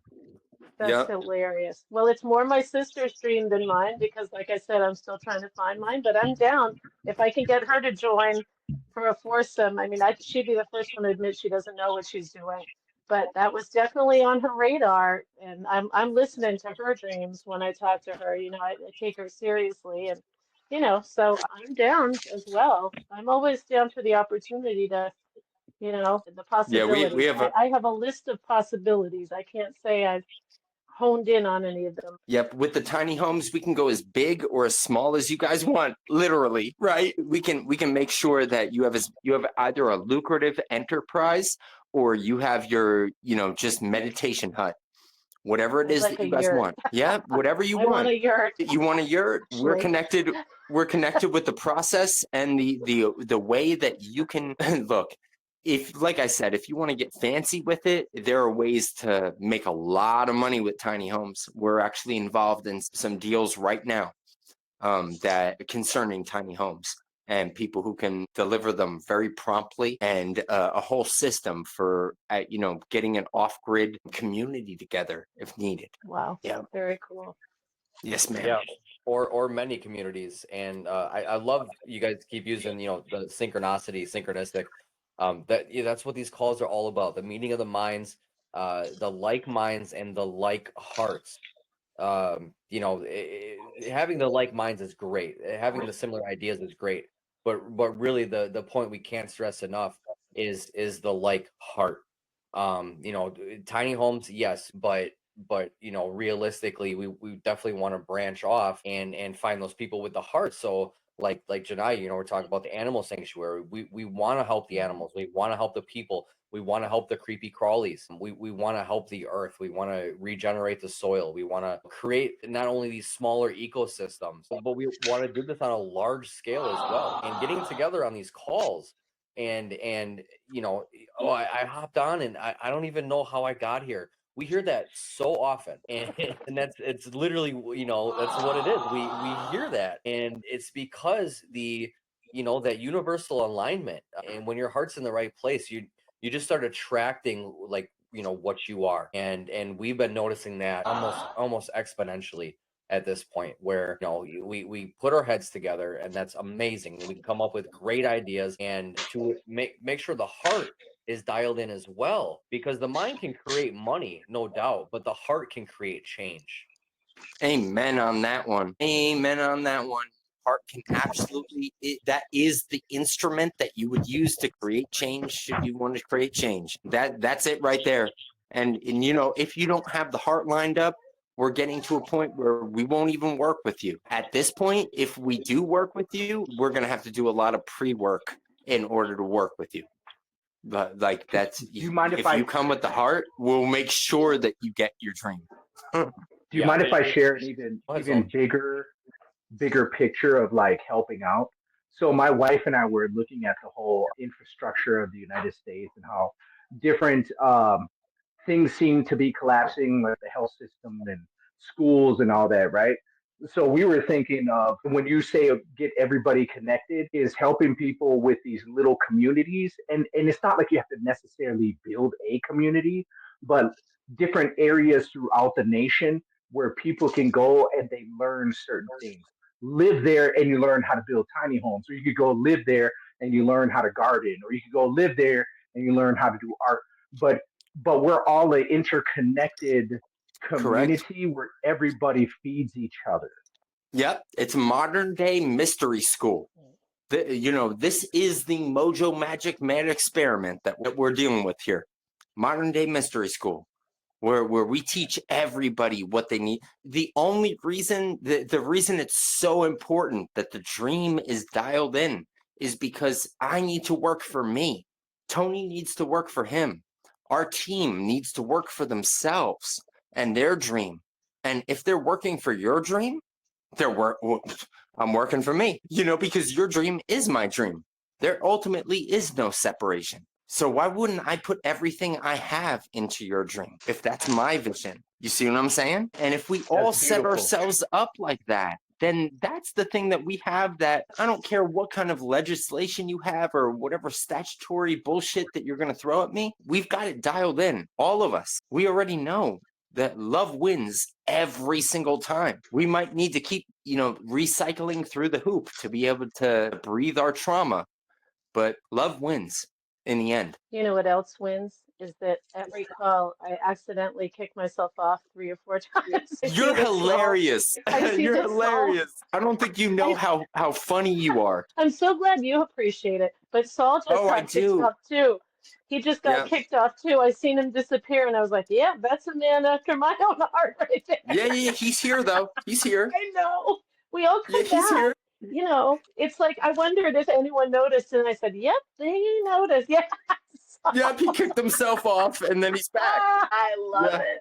I didn't even let anyone know. Put guardrails on that one right there. Carter, note to Carter, if you could please put guardrails on that and somehow make sure that the next platform that we're communicating on is not something where people can continually kick themselves off and always have tech issues. Hilarious. I don't think you can stop me. I think I'm just a button pusher. I think that's you can't stop me. That's funny. Oh boy. Well, maybe. Yeah, with this platform, I noticed, and it's happened to me too on my phone. I'm on my tablet right now, But if I'm on my phone. if I were to use a different app and this one runs in the background, sometimes it just you get kicked off. So it's a common I've noticed. Like I was wondering how to friend Saul, so I was like, oh, if I press buttons, I'm gonna pop off the call again. See, I know, Saul. Conscious of That's why time. we're Yeah. chatting right Yeah, now. yeah, Yeah, maybe, Carter, if you can take on a little bit of extra responsibility there, brother, and just when people drop it in the chat that they want to connect with somebody else, connect them somehow on the back end. Gotcha, can't do, brother. Okay, cool. Because I'm not Thank that you. like You're the man. savvy, and I don't Yeah, know and how to that could friend. be maybe a simple, you guys, I don't know, and I've thought about this. If we start a Facebook Messenger group chat, so that way everyone on the calls that wants to connect with others, everybody's in that chat. So if that's something that you guys are Nah, aligned with. I don't think it's a good idea, brother. I might post some music in there. No, please don't, Yossi. Please don't. He's got a song for everything because it's the age of I have a song Aquarius for and the everything. year of the snake. My Yeah, God. I have a song. With I have a song for everything. every single Trust me. thing. That's right. Yep. I already know. Yeah, my Hey, grandfather was the conductor of the New York Symphonic Orchestra. I have No that. way. Yep, Oh I've got my that stuff. God. I've got that stuff flowing through my blood. Love can, it. can we see who's all in part of the group on the Facebook group? Because then we could just connect that way. Like, ooh, click on the Yeah, person. everybody in here should be in the Facebook group page. And then yeah, Okay. I was thinking even if, you know, just a chat for connecting or bullshitting or you know, whatever. Yeah. But yeah, I will warn you, if we do that, I still have to listen to about at least half of the uncountable songs that Yossi has sent me. I was gonna say they might come at like 3 in the morning too. You better be careful. He'll wake listen, up and they just all, send you a song. most of them, 99% of them come on Saturday. Saturday is the day that I connect with my medicine. You know, I love it. listen, I take Saturday as my day of service, and then Monday is my Sabbath. Monday, We when should. everybody goes back to work, that's the day where I'm doing as little to nothing as possible. Oh, I'm with you on Monday. Yeah, Monday. Monday's the Sabbath. Saturday is medicine, even if your medicine is just breath work. Or just grocery shopping. Or just grocery shopping. But listen, if your medicine is grocery shopping, read the labels. Bring your phone with you so you That's why can it takes so research. long. Because I already know what they are. Yeah, because I don't have to do you my know what they research. took. They took food forests and they paved these, you know, and put up warehouses in the place of that, and they sell us stuff where 2% of it is food. The rest of it is just filler. Labels. Yes, ma'am. The rest of it is parasite food. Sometimes I make a choice, whatever. But anyway, at least it's a conscious choice. Yep. Horrible.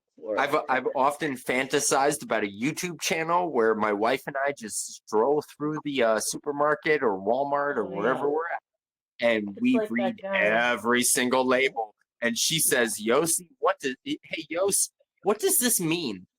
And you know, I'm being as loud as possible because I want everyone in the supermarket to know if they're buying that, this is exactly what the ingredients will do to you long term. Yeah.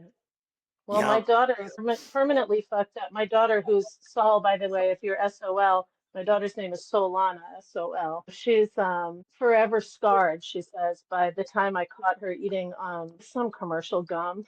And I made her write down all of the ingredients and do a report for me, her mother, on what, like the origin of where those ingredients came from. You're a good mama.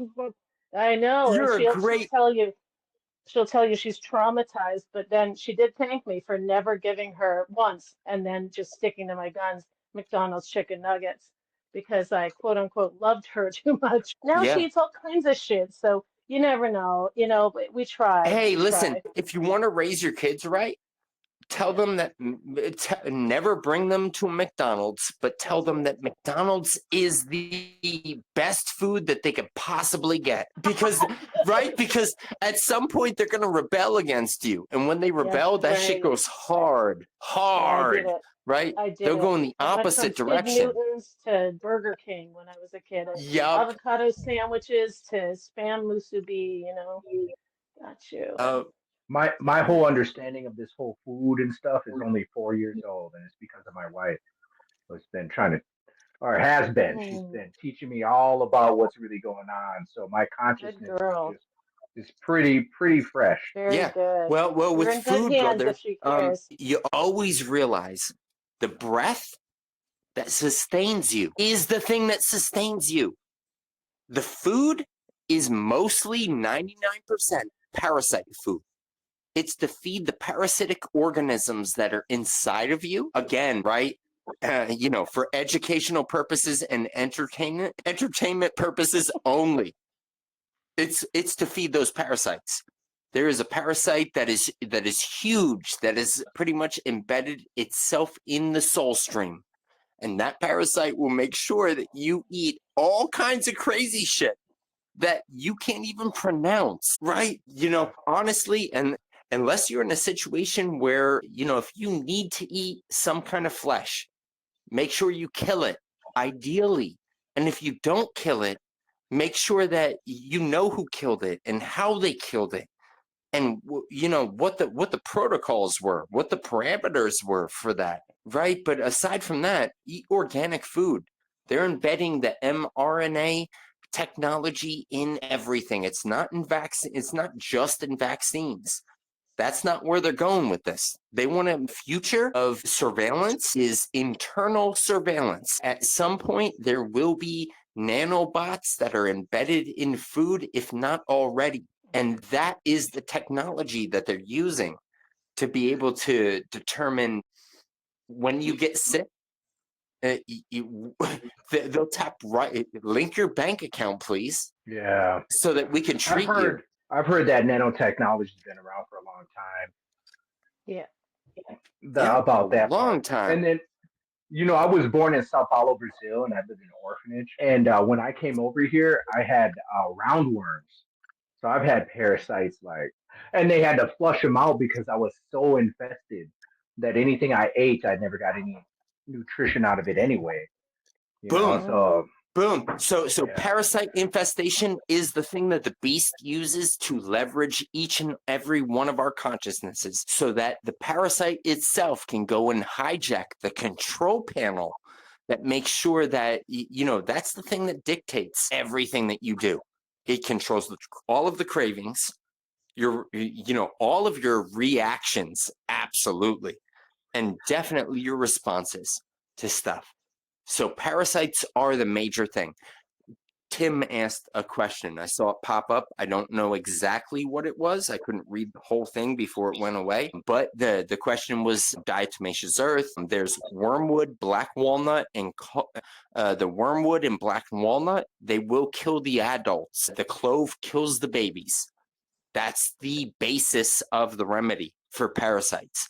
The problem is that wormwood tastes so disgusting. It's so nasty. And when you drink it as a tea, which is the way that you need to consume it, eventually your palate will adjust to it and you will see it, especially if you can do some dry fasting. Ultimately, dry fasting is the thing. Dry fasting destroys the program. It completely eradicates it. Dr. Emoto did very extensive research on how water can hold the program. And the water that's in our bodies is holding the program that's dialed in through the electromagnetic frequencies that we're being bombarded with in conjunction with all of the foods, so-called food, right? And all of the poisons and toxins and whatnot. And that really locks in that parasite and it locks in that programming. So the best thing that you could do, dry fast. If you want to get to us on the back end, there are some remedies that probably wouldn't be appropriate for a public call. But there are ways of destroying that parasite, bringing it to its knees. That's what it's trying to do to us. I heard that the real story of Jesus Christ, I say that in quotes always, but is that he was trying to clear people of parasites, and that demons are actually parasite. All the demonic How could it voices be and stuff anything that we hear. other? How could it be anything other than that, right? Look at a parasite under a microscope. That shit is demonic. Demonic. And there's a parasite that's controlling all of us, myself included. I've done a lot of work with parasites. I've done a lot of shadow work. If I didn't do the shadow work and the parasite work, I couldn't be on this call right now. I'd be paralyzed, right? So you have to realize that those of us who have dreams, who have extreme potential to do amazing things that can carry on well beyond the physical body, which incidentally eaten by worms in the end, right? But you can do amazing stuff in this world. You can leave an imprint, but you have to really control that parasitic influence. At its core, a parasite is a worm. It's a being. It's a being that feeds on a host. But at its ethereal level, it's something that copies others and can't freestyle for shit, right? It can't field questions. If you guys are ever involved in a situation where you're quote unquote looking for information, and you're going to somebody and they require some kind of text to back up the thing that they're talking about, I wouldn't trust them, because at its core, it's parasitic. It's feeding on something else, something that was created that was outside of itself. You want to know what's crazy about you talking about this is I've been learning about parasites, and then I heard about this parasite that came like, I don't know, many thousands of years ago, and it's in cats, and it makes it very docile, and that's why even though all these people can see what's going on in the governmental bodies and all that, but they don't do anything about it, is because of the same kind of parasite, right? And then once in a while, my wife and I will look at each other like, why is it that we can't get things cracking like we want to get them cracking, you know? And now that we're having this discussion, I'm pretty sure a lot of it has to do with being able to cleanse ourselves. And she wants to do a cleanse, but I think it's more important than sometimes we know. Oh my God, it's the most important thing. Guys, listen, if you can't dial in your dream, if you're not coherent, if you're not clear, if you don't know your mission, if shit's fucking up in your world, if you can't pay your bills, any of that stuff, parasites. That's all it is. Listen, if you have $0 in your bank account, you owe the government, and the IRS is leaning you for $100,000, and you have tons of judgments and liens and lawyers coming after you, and you have a lot of courts stuff in the court pending. Trust me, the one thing that you can do is start off with just distilled water. Do a 7-day distilled water fast. On the tail end of it, when you're feeling really groovy, go into dry fasting. If you've never had any kind of experience with fasting, start with the Master Cleanse. The Master Cleanse, while it's counterintuitive, and in this world that we're in, we do have to embrace paradox. If something is counterintuitive, treat it as a light post. You know, that's the lighthouse that's guiding you back to your center. Counterintuitive means something's going on here. There's some kind of conflict. So the conflict with the Master Cleanse is it's based on sugar as the primary source of your sustenance. And we know that sugar feeds parasites, right?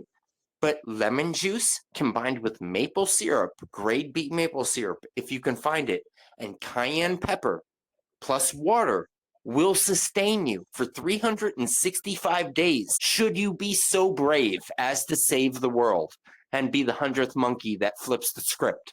You see what I'm saying? One more time, you said lemon juice, grade B maple syrup, and what? Cayenne. I can send you a video, Saul. If you friend me, I'll send you like a little video on the Master Cleanse. He explains it pretty well. It's on YouTube. But I already sent a friend request. Thanks. Yep, the Master Cleanse is the way to go if you don't have any kind of experience with fasting. Just keep in mind, while the Master Cleanse can sustain you for extended periods of time and allow your body the space and all of us, all we ever need is space. We need to be able to disengage from the matrix, get some kind of space to be able to sort shit out. And then if you can dial in your breath through a series of breathwork practices, which I offer as a pro bono service on the back end. I don't charge for breathwork services. I'll do a 30-minute breathwork service practice with you for free. and help you dial that shit in, because I really thoroughly believe in investing in people with the breath. Breath is the foundation of life. That is my primary practice for medicine. Anytime I'm connecting with a plant, it's only to restore me to the breath and get me into that space where I can amplify that presence. Yeah, contact me on the back end for breathwork sessions. Just know that's the foundation of your everything. Breath and sunlight. If you can expose yourself in the sun and you can connect with the breath and you can learn proper technique for being able to expand the diaphragm and really using the breath to be able to take that DMT that's stored in your pineal gland and excrete it at will, then you have the answers to all of the rest of it. And the only thing that I have to do is paperwork from then. You see what I'm saying?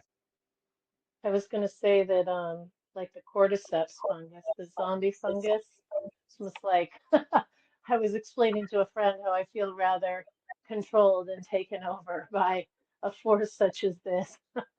And so I do have to break the programming. It's With like, the cordyceps? yeah, because the zombie fungus is the ants, or Right. can't get Yes, ma'am. themselves under the tree, so the fungus infects the brain of the ants, and then they control them. And what an interesting analogy for what we're doing, most of us. Yeah.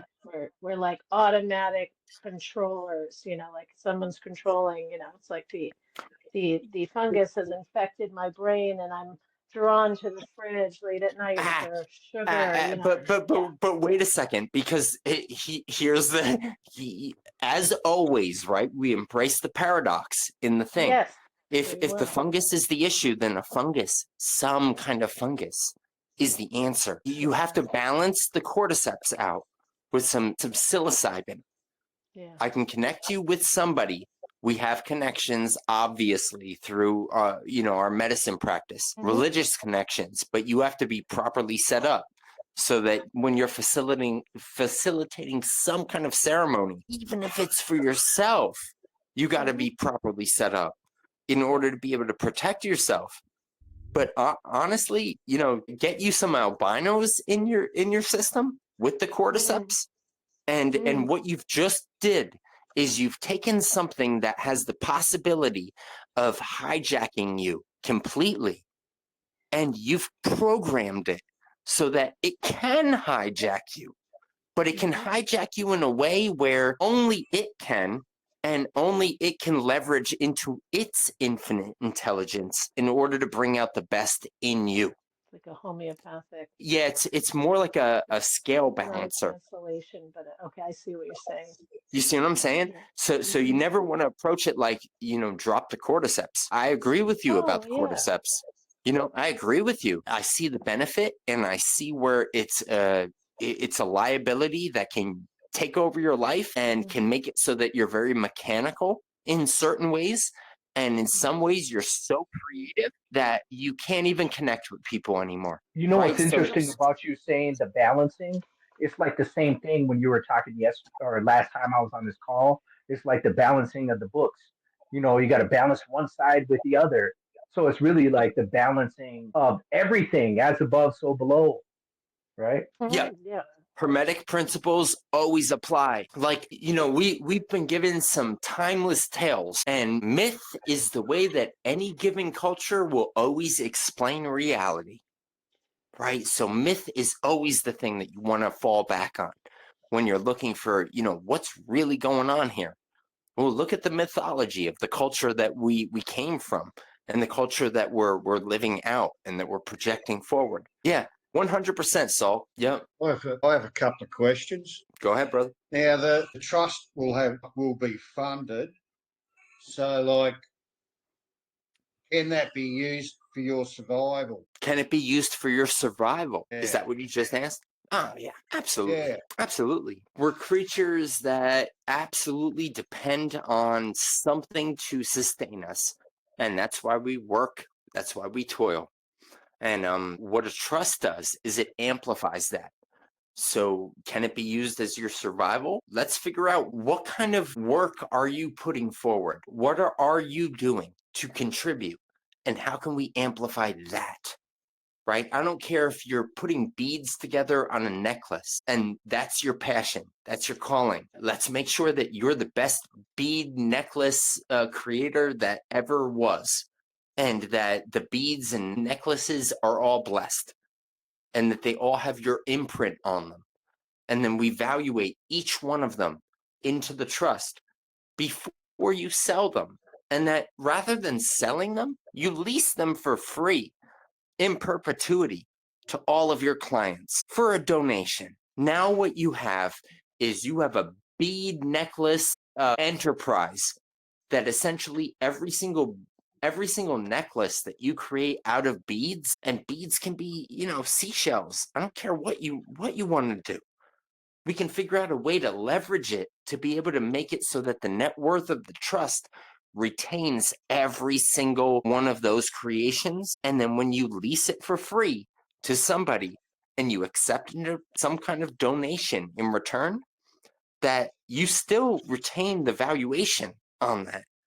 That doesn't go away. I don't know if you guys know, but that's the major, I'm not going to give you the text for it because, again, public call, but that's your trade secret that allows you to take your nothing and turn it into something, and then turn that something into everything. You know what you triggered in me is something that I was talking to my wife about, is when we were thinking about making money. And in actuality, I was thinking, like, what we need to do is we just need to give what we have away and then ask for a donation.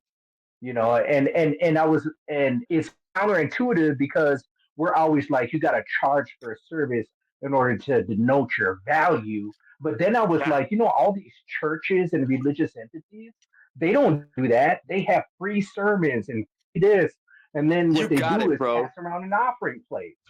You got it. It's an offering. It's not even a service. If you're doing some kind of service, public side service. But anytime I'm doing a public side service, it's always going to somehow have some kind of beneficial relationship to a trust. And the trust is always on the private side. It's always an offering from that private side.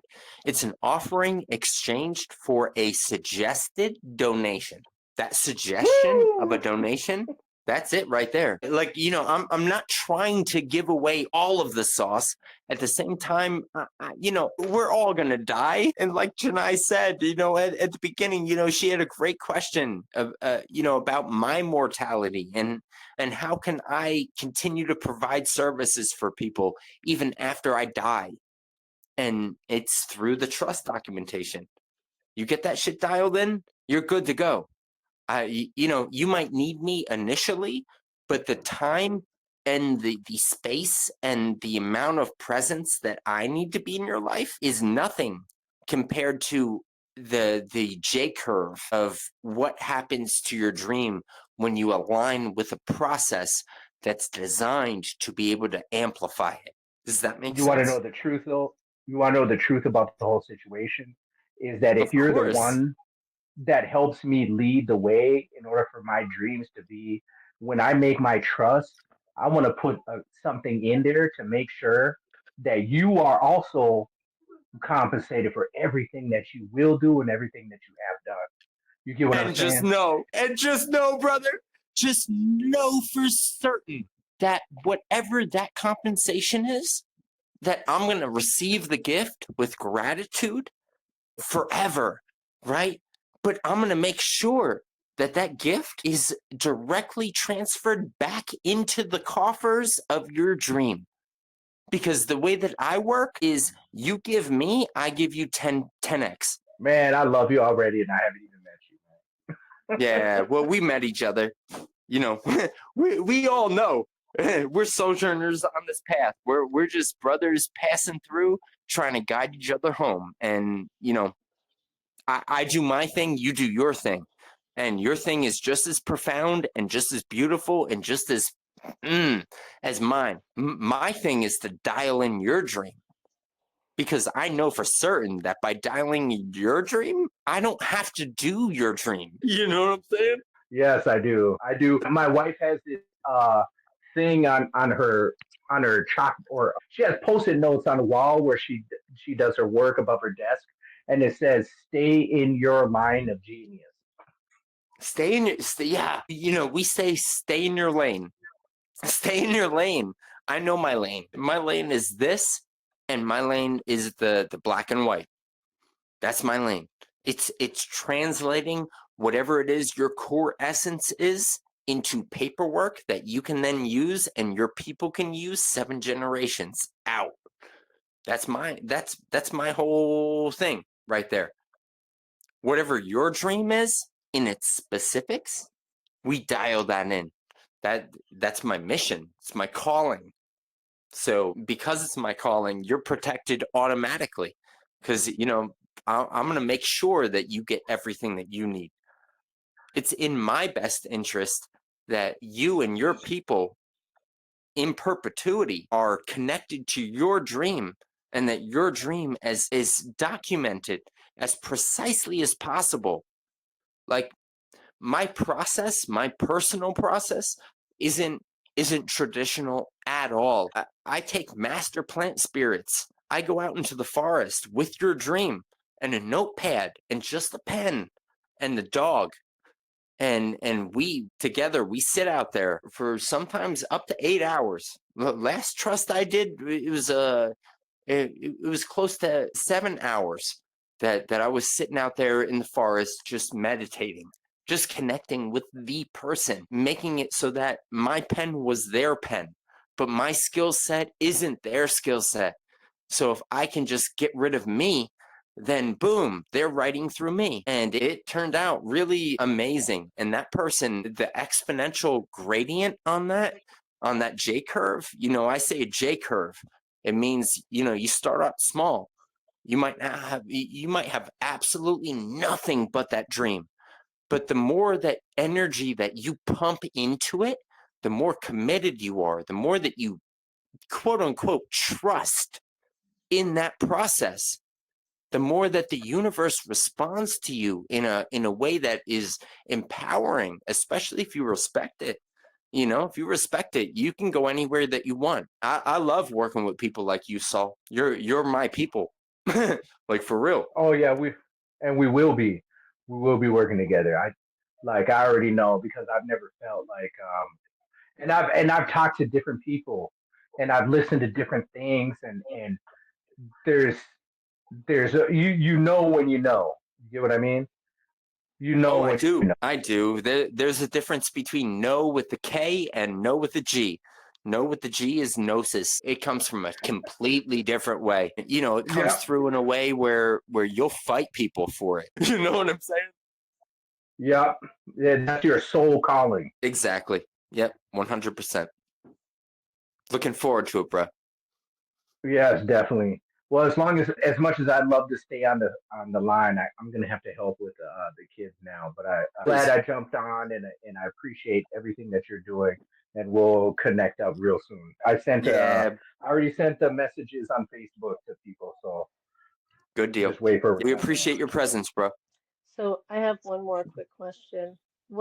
If you get a trust, are you also embedding songs in that trust? Yes, it should be a legal. 80% of it is legalese.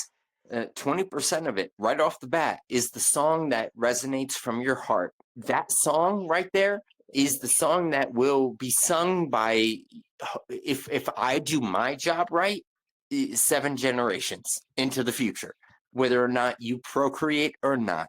Love it. So from that space right there, song is the thing that's the way that we used to pass on information. It wasn't necessarily, it was through song and story. Our ancestors, they sang songs to each other. They told stories. That's how they passed on information.